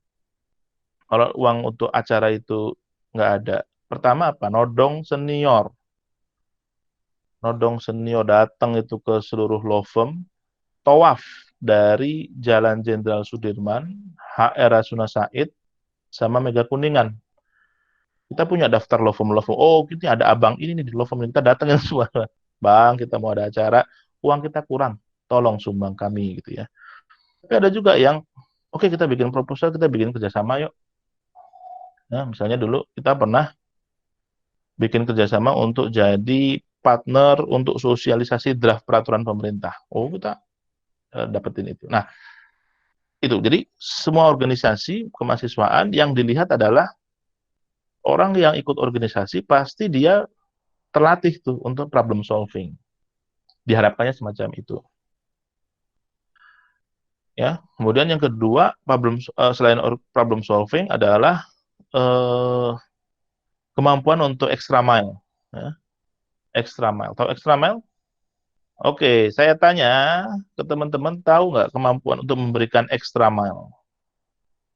Extra miles. Extra mile itu melakukan sesuatu yang sebetulnya bukan kewajiban Anda, tapi Anda lakukan itu eh, dengan ikhlas, tapi juga dengan full dedikasi. Ya, melakukan sesuatu yang bukan kewajiban. Kamu diminta deliver 10, kamu delivernya 12, kamu delivernya 14. Orang-orang yang punya background organisasi, dia itu proven bahwa dia bersedia untuk memberikan extra mile. Sama, perusahaan pasti cari orang yang mau memberikan extra miles-nya dia. diminta ngasih 6, dia akan berjuang untuk ngasihnya nggak 6, ngasihnya 8, ngasihnya 10 gitu. Dan itu biasanya ditemui sama orang-orang yang aktif berorganisasi. Social skills dan personality. Eh, belum lama saya interview salah satu kandidat, Pak. Ketika interview saya tanyakan, kamu bisa mulai bekerja kapan? Saya minta 2 bulan, Pak. Lu kok lama sekali? Iya, karena saya sekarang lagi ngesu kantor saya tempat bekerja sebelumnya. Tuh, saya jadi takut kan. Nanti kamu ngesu kantor kita lagi. Ya kalau law firm disu ya nggak apa-apa, itu kan kerjaan kita sehari-hari kan. Tapi kan tetap aja wasting time kan. Tapi intinya bukan itu. Intinya personality itu sesuatu yang juga dilihat. Apakah dia bisa bekerja dalam tim? Apakah dia eh, orangnya fun? Apakah dia orangnya eh, apa moody ya? Apakah dia orangnya pendiam ya? Itu kita perlu karena eh, biasanya rekruter itu me- apa walaupun dia objektif tapi pasti ada subjektif perspektif yang dia terapkan ya. Oh, ini personality-nya kayak cocok nih sama saya, nyambung, diskusinya nyambung gitu ya. Nah, jadi social skill dan personality. Business mentality. eh Business mentality artinya Anda juga harus menonjolkan ke dalam interview itu kalau ternyata Anda itu punya experience atau sedang melakukan suatu kegiatan eh, yang ada aspek bisnisnya walaupun Anda masih mahasiswa. Atau Anda sebagai saya dulu pernah interview, si interviewee menyampaikan saya, kamu sekarang selain kuliah pekerjaannya apa? Saya selain kuliah pekerjaan saya bartender, Pak. Sorry. Kalau kalau kopi itu bukan bartender ya. Apa? Kopi apa? Kalau kopi ada yang kasih masukan? Kalau kopi itu apa namanya? Orang racik kopi itu barista. Oke, oke, barista. Kamu selain kuliah eh kamu ngapain? Saya barista, Pak. Oh, saya impress. Saya impress. Ada mahasiswa kuliah, nilainya nggak jelek-jelek amat, 3,3, 3,4. Dia nyambi jadi barista. Oh, itu saya impress. Oke, itu jadi nilai poin lebih. eh atau yang lain-lain. Seperti contoh, eh saya YouTuber, Pak. Walaupun saya waktu itu pernah ada, saya YouTuber, saya lihat YouTube-nya, oh yang viewernya dikit nih. Berarti dia YouTubernya juga kurang sukses. Tapi paling enggak apa ada business mentality itu menjadi nilai eh, penting eh, apa menunjukkan bahwa orang itu punya orientasi komersial ya. Jadi business mentality juga penting. Kemampuan work under pressure dan overload ya, bekerja di sebuah law firm, apalagi corporate law firm itu sudah jadi rahasia umum ya. Saya bertanya ke teman-teman, menurut teman-teman jawab secara spontan ya. Corporate lawyer itu pulang setiap hari kira-kira rata-rata jam berapa? Oke, saya minta untuk menjawab. Menurut teman-teman berdasarkan jam 1 malam. Menurut teman-teman corporate lawyer itu pulang rata-rata setiap hari itu jam berapa ya? Jam 1 malam, subuh, di atas jam 9, jam 2 pagi, di atas jam 1 malam. Nggak pulang-pulang, Pak, di rumah juga kerja. Oh iya, iya, iya. Ini biasanya dikomplain sama istri nih ya. Oh, agresif itu belum nik. Yang komplain kamu siapa? 7 malam saya pernah. Oke. Jam 4, Pak, kalau project deadline. Tergantung, Pak. Tergantung keperluan klien ya. Pada umumnya orang bekerja di corporate law, apalagi tahun-tahun pertama ya.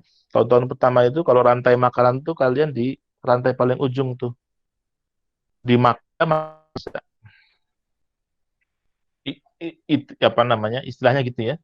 Di rantai makanan yang paling bawah. Dimakan sama atasnya, tapi ke bawah nggak bisa makan. Gitu. Pulang ya ya benar-benar sesuai dengan pekerjaan sudah selesai atau belum gitu.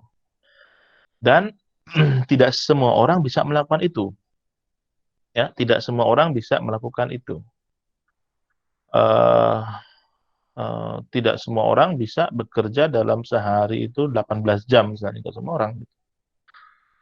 Dan kalau misalnya yang tiba-tiba pada waktu kuliah dia santai, nggak pernah ada kegiatan segala macam, itu sering, ya ini makanya suka bercandaan ya, lawyer itu sering penyakitnya tipes sama hepatitis katanya, karena kurang tidur, makan juga terlambat. Saya nggak bilang bahwa itu adalah apa cara hidup yang baik ya, itu cara hidup yang tidak baik, tapi eh, itu yang terjadi. Apa eh, load pekerjaan, apalagi kalau ada deadline, itu sangat ketat dan bekerja under pressure. Kadang-kadang partner akan bilang, gua mau nanti jam 9 harus siap dokumennya, karena jam 10 mau dipakai meeting. Kan nggak mungkin meeting digeser. Yang mungkin adalah kamu geser eh, jam tidur kamu ya. Oke, mohon maaf Pak. Oh ini Pak presenter kita. Mohon maaf Pak, waktu sisa 30 menit lagi. Oke, 30 menit lagi. Oke, saya pikir sih bisa 30 menit lagi. Oke ya, 30 menit lagi ya teman-teman semua ya.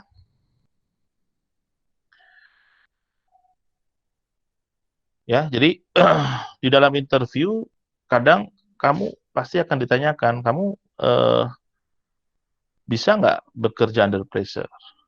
Jawaban semua orang yang diinterview pasti jawabannya bisa Pak. Kamu bisa nggak bekerja overload? Bisa Pak. Kamu bisa nggak bekerja pulang malam? Bisa Pak.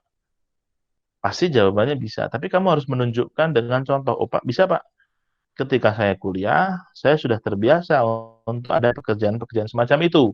Misalnya saya pernah ikut proyek ini, proyek ini, proyek ini. Saya pernah Pak 3 hari nggak tidur karena harus selesaikan apa gitu misalnya. Itu harus disampaikan. Jadi harus sampaikan evidence atas klaim yang kita buat. Nomor 8, potential to grow. Law firm pasti melihat potential to grow. Ada yang pernah nonton film Suits, Suits. Itu bukan film ya, miniseri ya. Siapa yang pernah? Oh, sudah tamat Pak. Session pernah. Oke. Nah, ketika siapa itu? Partnernya siapa namanya? Spencer siapa namanya? Siapa partnernya? Partnernya? Saya udah lama nontonnya jadi agak lupa tuh. Harus Specter. Oke, Specter. Ketika Specter interview, ya, ketika Specter interview, semua yang datang lulusan dari mana? Harvard, ya. Harvard itu kalau sekarang di Indonesia itu apa misalnya? Oh, UI, gitu-gitu ya, UGM gitu ya. Harvard. Tiba-tiba ada cukup-cukup orang ini pakai jas yang lagi dikejar-kejar polisi ya, ingat ya. Dikejar-kejar polisi, ternyata masuk dan dia bukan lulusan mana-mana. He is nobody gitu ya. eh He is nobody. Pak, diupload nggak di YouTube? Wah, nanti saya tanya ke teman-teman ITS ya. Saya sih Mycross, Pak. Oke, Mycross, betul. Mycross. Saya agak lupa. Mycross. Tapi yang dia lihat, yang si Spectre lihat dari Mycross ini adalah karakternya. Dia punya potensi to grow. Dia punya potensi untuk jadi hebat. Itu yang dilihat. Eh, banyak. interviewee itu orang yang diinterview ya. Pengalaman saya itu banyak ragamnya. Ada yang datang ke kantor interview itu, outfit yang dia pakai itu mungkin 5 kali lebih mahal dibandingkan outfit yang saya pakai. Tuh, saya outfitnya biasa aja, saya paling baju jahitin. Karena kalau saya beli jadi kayaknya gak ada yang muat. Saya jas yang murah-murah aja. Kacamata yang biasa-biasa aja. Banyak interviewee yang datang dengan outfit yang jauh lebih mahal dibandingin saya. Tapi ada juga eh, calon-calon corporate lawyer yang datang dengan baju yang dekil, baju yang belel, eh, rambut berantakan dan segala macam.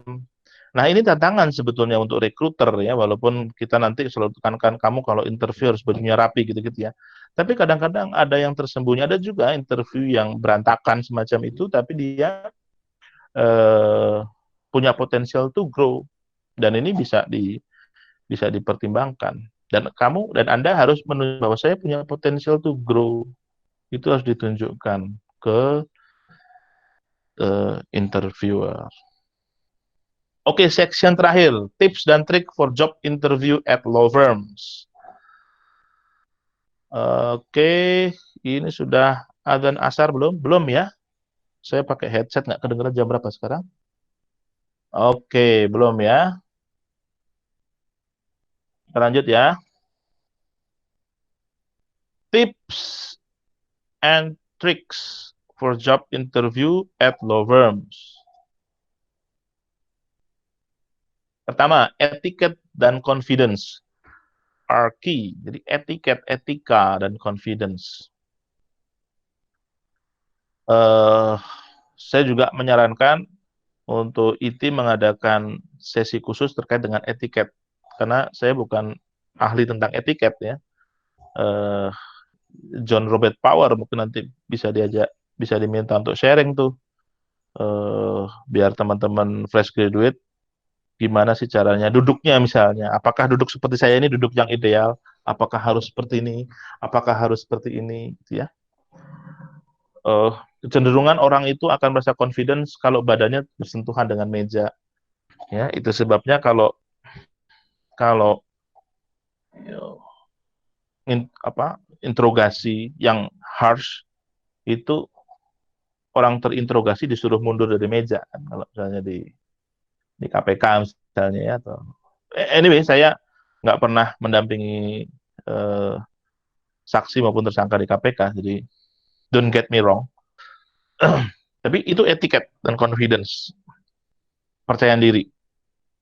Kepercayaan diri mulai dari eh, ketok pintu misalnya, sapaan kita ketika kita ketok pintu, cara kita bersalaman, apakah harus digenggam dengan kuat, apakah soft, apakah medium,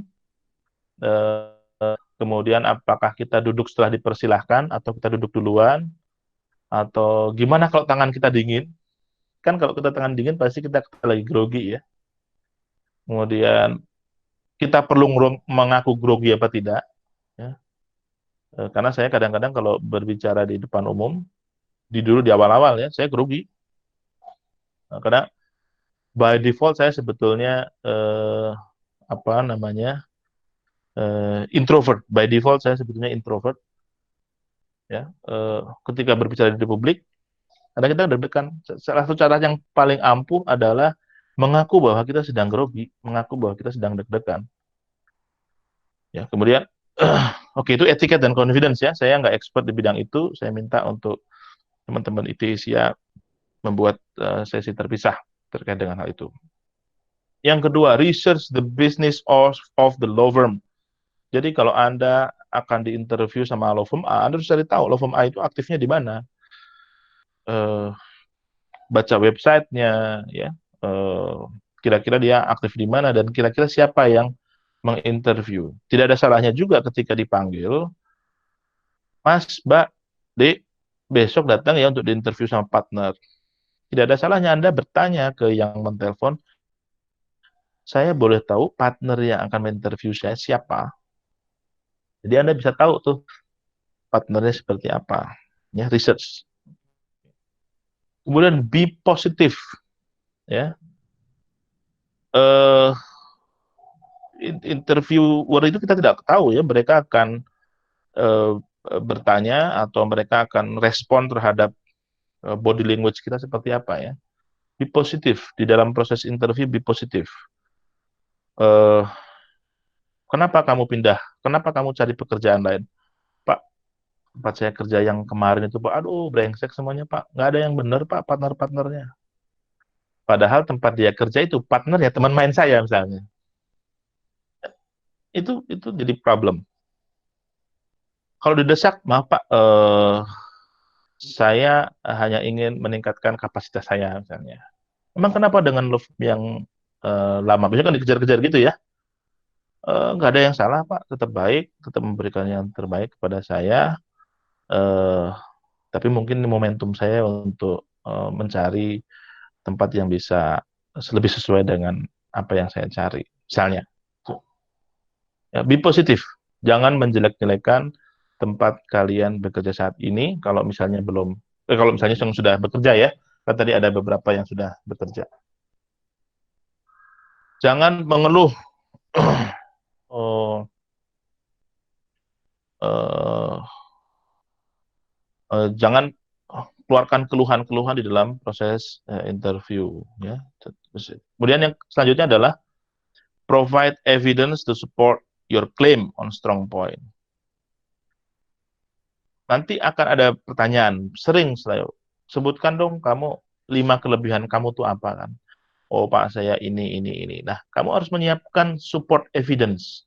Kamu harus mempersiapkan bukti apa yang menjadi bukti dukung strong point yang kamu sebutkan. Bagi contoh, Pak, saya orangnya pekerja keras.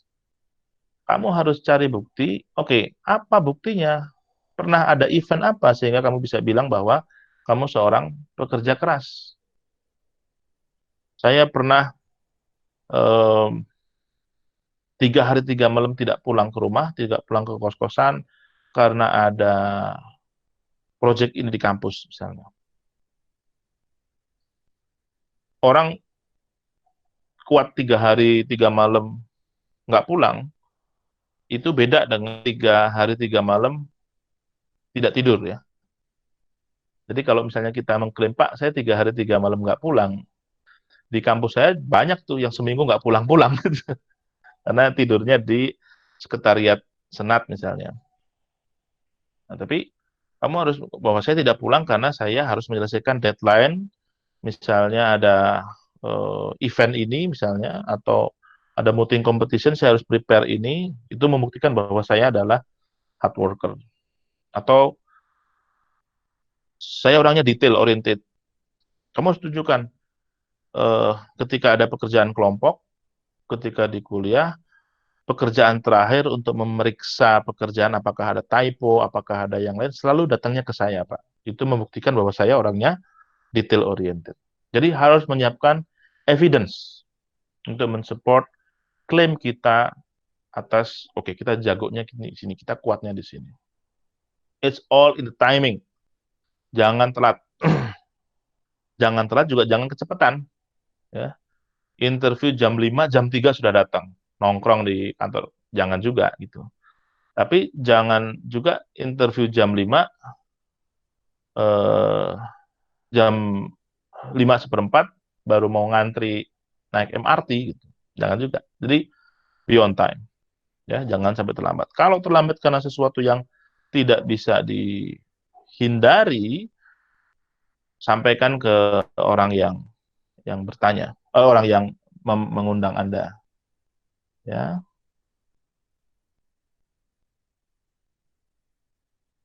oke. Eh, Leave salary negotiations to your recruiter. Kalau Anda fresh graduate ya, ini kalau Anda fresh graduate. Kalau Anda fresh graduate, don't ever negotiate your expected salary. Loh Pak, itu kayak kita nggak punya self appreciation terhadap diri kita, loh nggak. Karena law firm itu walaupun Anda minta gajinya 2 juta, tapi kalau standar law firm itu 5 juta, Anda pasti akan di offer 5 juta gitu. Atau sebaliknya, standar law firm itu 10 juta, walaupun Anda mintanya 20 juta, kalau Anda fresh ya, pasti akan di 10 juta. Jadi, lebih baik leave salary negotiation to your, kamu expect berapa?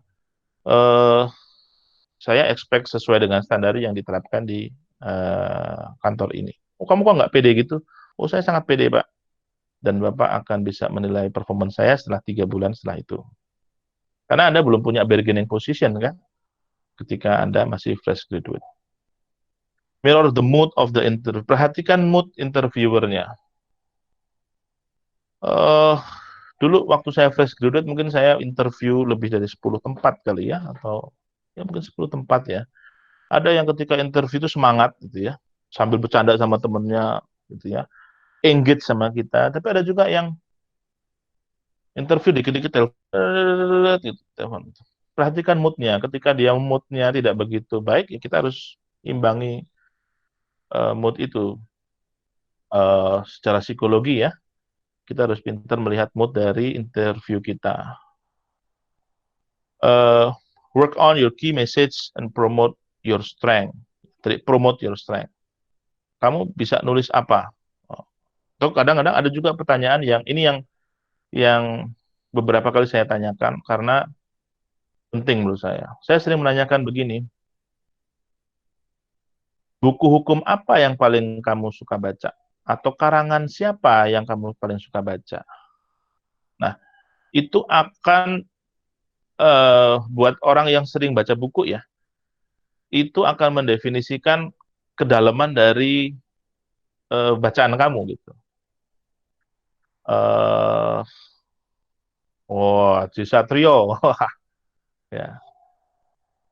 Saya, ini Suyogi Iman ini saya kenal, makanya dia tahu saya senang Haji Satrio. Saya senang tuh kalau ada yang apa favorit pengarang kamu siapa? Haji Satrio. Atau siapa? Retno Wulan misalnya. Atau yang berat-berat gitu ya. Nah, jangan Yaya Harahap. Wah, Yaya Harahap. Oke. Atau bisa juga disebutkan juga buku-buku bacaan eh, luar negeri yang sering dibaca sama lawyer misalnya. Bisa juga disebutkan itu. Tapi yang penting itu kamu harus punya persiapan. Dan itu ada beberapa yang cara ngetes kedalaman bacaan itu dengan cara itu kamu persiapkan. Waduh, Yaya Harahap semua buku ditulis sama beliau, mantap ya. Mulai dari pidana, arbitrase, sampai perdata ya. Ada nggak arbitrase Pak Yaya Harahap? Oke, dress appropriately. Berpakaianlah dengan sepantasnya. Kalau pakai batik, saya sarankan pakai lengan panjang.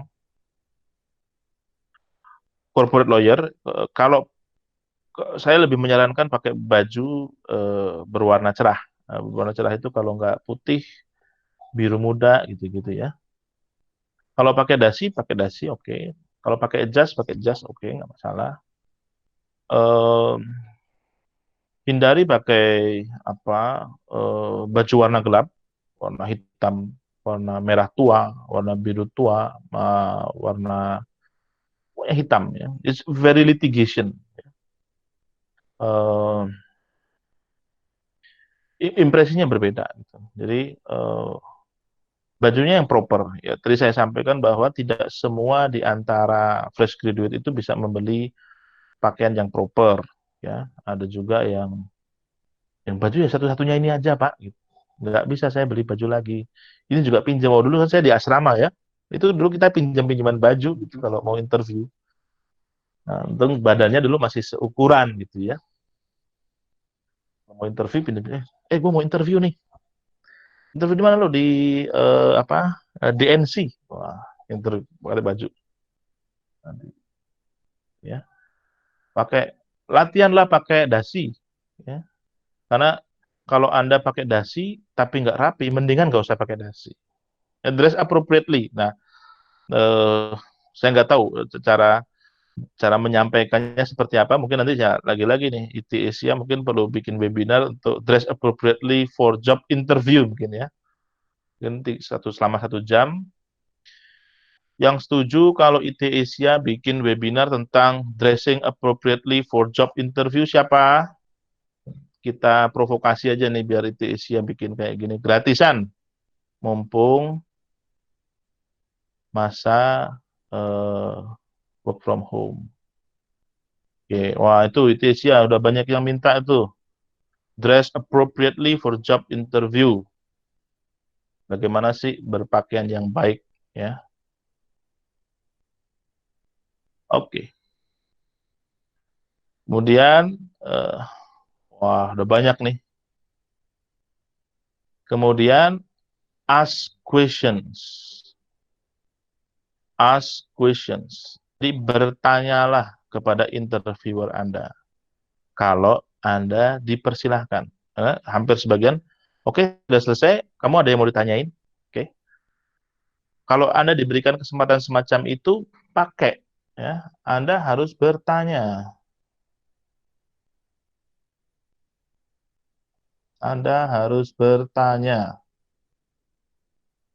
Oke. Dan pertanyaannya apa? Jangan pertanyaan, Pak, step berikutnya apa, Pak? Jangan tanya gitu. Pertanyaannya misalnya tentang, eh, Pak, jenis pekerjaan di kantor ini yang paling banyak apa sih, Pak?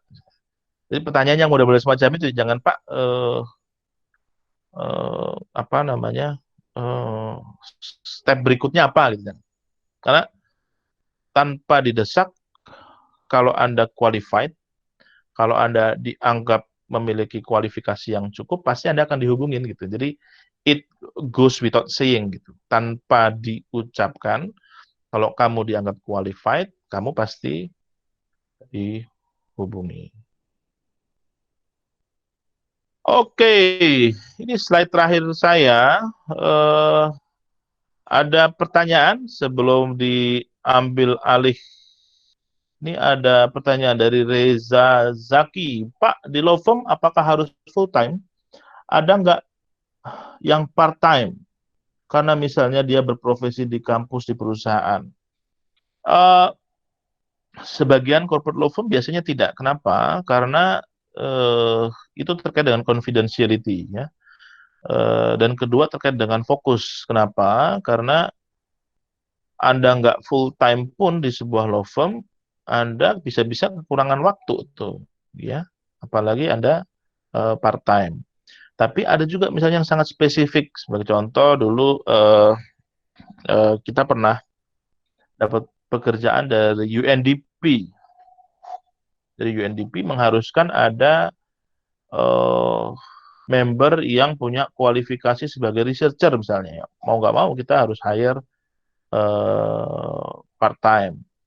Tapi itu biasanya spesifik project, ya, project-project tertentu, dan biasanya di level yang senior, bukan di level yang junior. Kalau yang di level fresh biasanya itu adalah full time. Oke, ada pertanyaan lain dari teman-teman semuanya?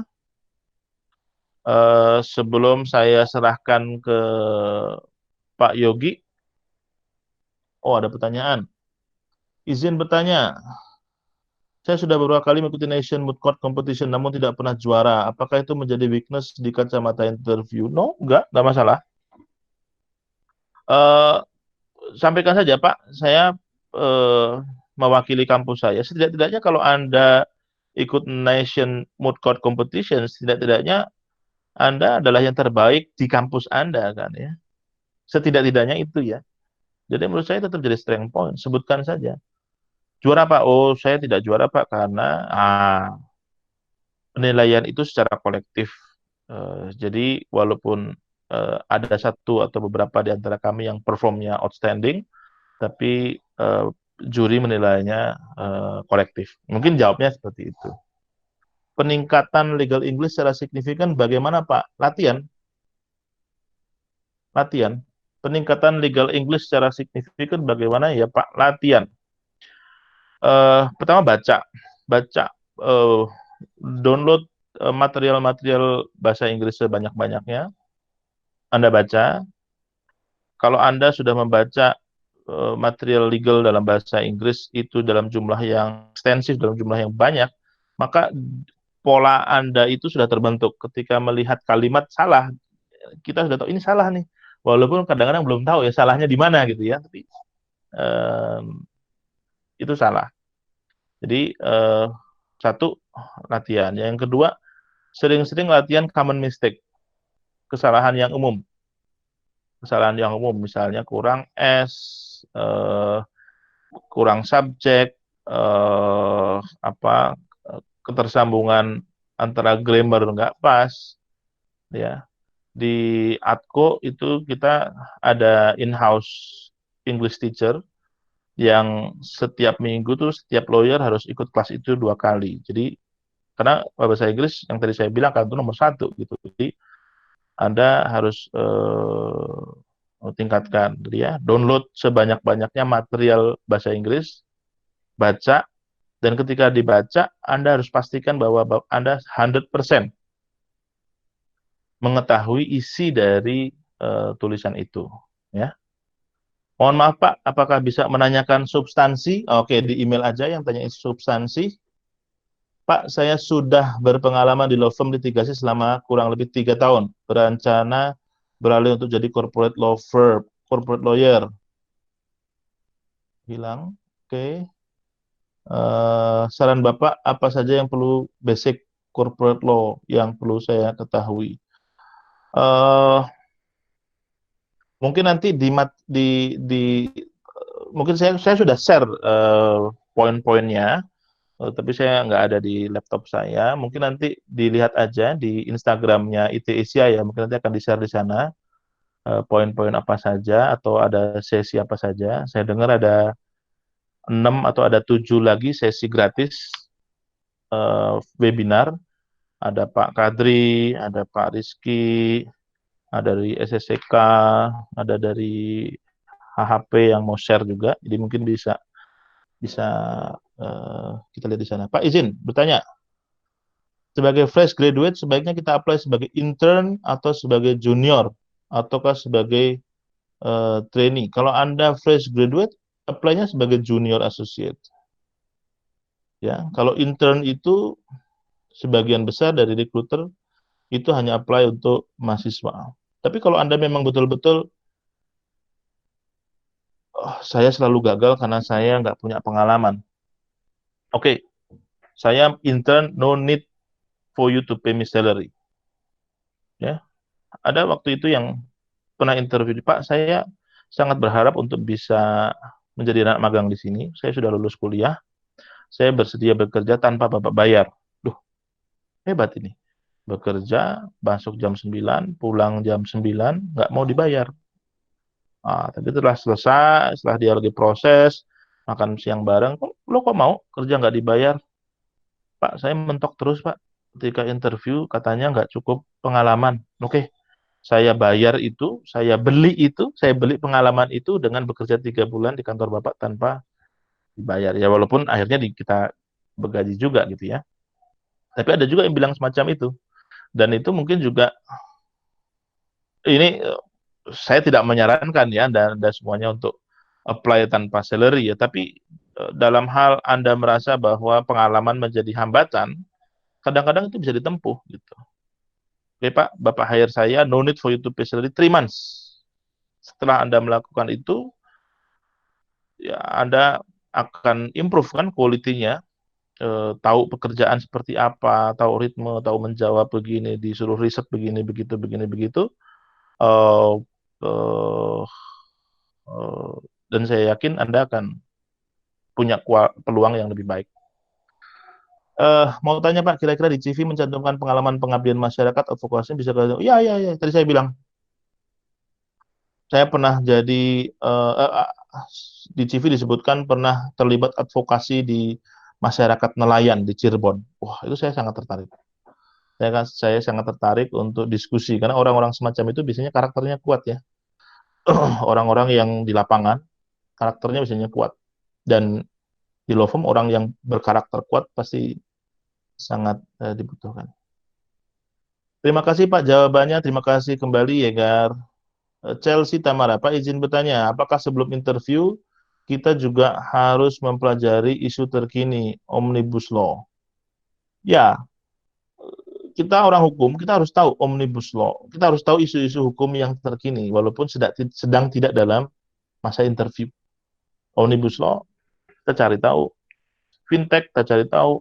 Yang zaman sekarang nih, apa namanya, force major during corona outbreak, kita juga harus tahu. Karena itu, yang tadi saya bilang ya, kita nggak bisa prediksi interviewer kita itu prepare nggak untuk interview. Kadang-kadang nggak prepare untuk interview kan. Jam 9 meeting, jam 10 meeting, ada sidang, review audit, bikin memo, begini, udah selesai. Kalau misalnya, ini anak saya lagi main game Naruto di depan, jadi saya tahu tadi sempat nonton sebentar. Kalau game Naruto itu nyawanya tinggal 10% gitu ya. Pak, ada interview Pak, jam 5. Interview kan nggak mungkin prepare kan? Nanyanya ya yang ketangkep aja di kepala. Oke, menurut kamu ini omnibus law gimana? Nah, itu sangat bisa terjadi. Jadi buat teman-teman yang sedang mempersiapkan atau sedang mencari pekerjaan, ya kita harus selalu keep update dengan perkembangan yang ada di masyarakat terkait dengan isu hukum ya, termasuk omnibus law, fintech dan lain-lain. Oke, saya pikir udah selesai. Saya sudah di japri untuk kesekian kalinya oleh Pak Yogi. Oh, ini ada satu pertanyaan lagi. Boleh nggak, Pak Yogi? Ya, boleh Pak. Silakan Pak. Boleh ya? Boleh Pak. Pak, saya boleh minta tipsnya apabila saya ingin memulai karir di law firm sebelum saya bekerja di perusahaan swasta atau di departemen non-legal? Pak, saya boleh minta tipsnya apabila saya ingin memulai. Oh, jadi sudah bekerja di perusahaan swasta di departemen non-legal. Tipsnya ya Anda harus kembali baca buku-buku tentang basic knowledge di bidang hukum ya. Karena pasti walau misalnya Anda bekerja 3 tahun, tapi misalnya di business development department gitu misalnya. Atau kalau di bank itu misalnya di credit risk management, banyak orang hukum. Tapi pekerjaan kita sama sekali nggak ada bidang hukum gitu. Jadi bisa jadi masa kerja itu dianggap tidak ada. Jadi Anda harus melihat, membuka lagi buku-buku hukum, persiapannya ya as if Anda itu seorang fresh graduate, dan beberapa law firm menilainya demikian, kecuali Anda bekerja di spesifik. Sebagai contoh, Anda bekerja jadi legal atau Anda bekerja jadi kontrak staff di perusahaan EPC misalnya, di Tripatra. Anda bisa masuk ke law firm nggak dianggap sebagai fresh, karena kemampuan selama jadi kontrak staff di perusahaan EPC itu sangat mahal harganya. Tapi itu di bidang-bidang tertentu ya. Kalau secara umum Anda bisa dianggap sebagai fresh. Saya kebetulan di section contracting Pak untuk departemen purchasing. Oh, that's good Pak. Itu bagus sekali. Karena pasti orang yang di section purchasing pasti dia punya technical skill yang oke.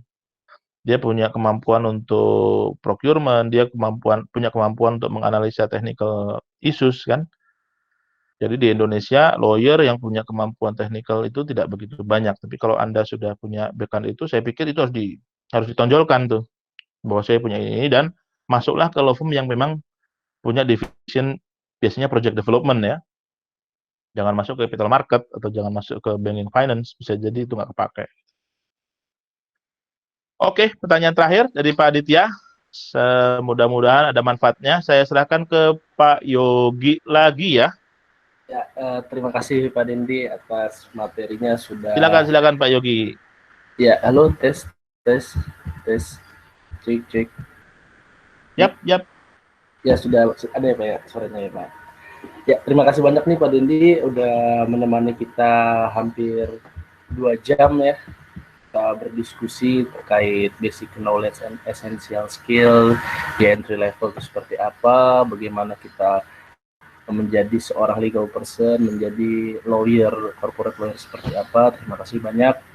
Mungkin untuk para peserta juga terima kasih banyak ini yang sudah hadir, yang sudah aktif. Dari tadi saya juga mantau chat, itu aktif semua. Terima kasih banyak. Mungkin kita juga nanti ITAC juga akan mengadakan next event lainnya terkait corporate lawyer starter kit. keperluan apa aja sih, apa sih yang harus disiapkan untuk kita menjadi corporate lawyer itu seperti apa. Nanti kita akan ada next event selanjutnya. Jadi stay tune di Instagram kita @et.asia. Stay tune, kita nanti akan infokan melalui media sosial dan maupun website kita di webinar.it-asia.com. Mungkin kalau misalnya tadi ada yang pertanyaan belum jawab, mungkin nanti kita bisa di next event selanjutnya. Dan mungkin gini ya teman-teman peserta, di sini kita ada pembagian sertifikat mungkin after event. Nah, untuk pembagian sertifikat teman-teman harus mengisi terlebih dahulu mengenai kuesioner kita. Yang ini saya share di chat ya. Untuk linknya itu ada link untuk mengisi kuesioner, di mana itu akan sebagai syarat untuk mendapatkan sertifikat online, yang dimana nanti akan kita kirim di email teman-teman masing-masing. Ya, itu sudah kelihatan ya di chat. Nah, itu ada link, mohon diisi juga untuk masukan buat kita juga, apa aja yang kurang, apa aja materi apa aja yang diperlukan. Seperti itu. Mungkin terima kasih lagi saya ucapkan kepada Pak Dendi dan para peserta yang sudah hadir mengisi dan berkontribusi aktif di event ini. Dan mungkin untuk next event selanjutnya kita akan publish, kita akan share di media sosial kita dan di website kita. Jadi terus pantengin website kita, terus follow, dan mungkin bisa di-share ke teman-temannya juga biar kita saling belajar bareng, berjuang bersama bagaimana kita menjadi corporate lawyer sehingga kualitas sumber daya manusia di corporate lawyer di Indonesia ini semakin bagus, semakin bisa bersaing secara global. Mungkin itu saja dari saya, kurang lebihnya mohon maaf. Mohon kerjasamanya untuk mengisi kuesioner sebagai pendataan di sertifikat. Terima kasih atas partisipasinya. Mungkin saya akhiri webinar ini dengan bacaan hamdalah dan doa bersama. Terima kasih. Mungkin terima kasih teman-teman bisa meninggalkan ruangan webinar ini. Terima kasih. Oke, thank you semuanya ya, sukses semuanya ya. Thank you.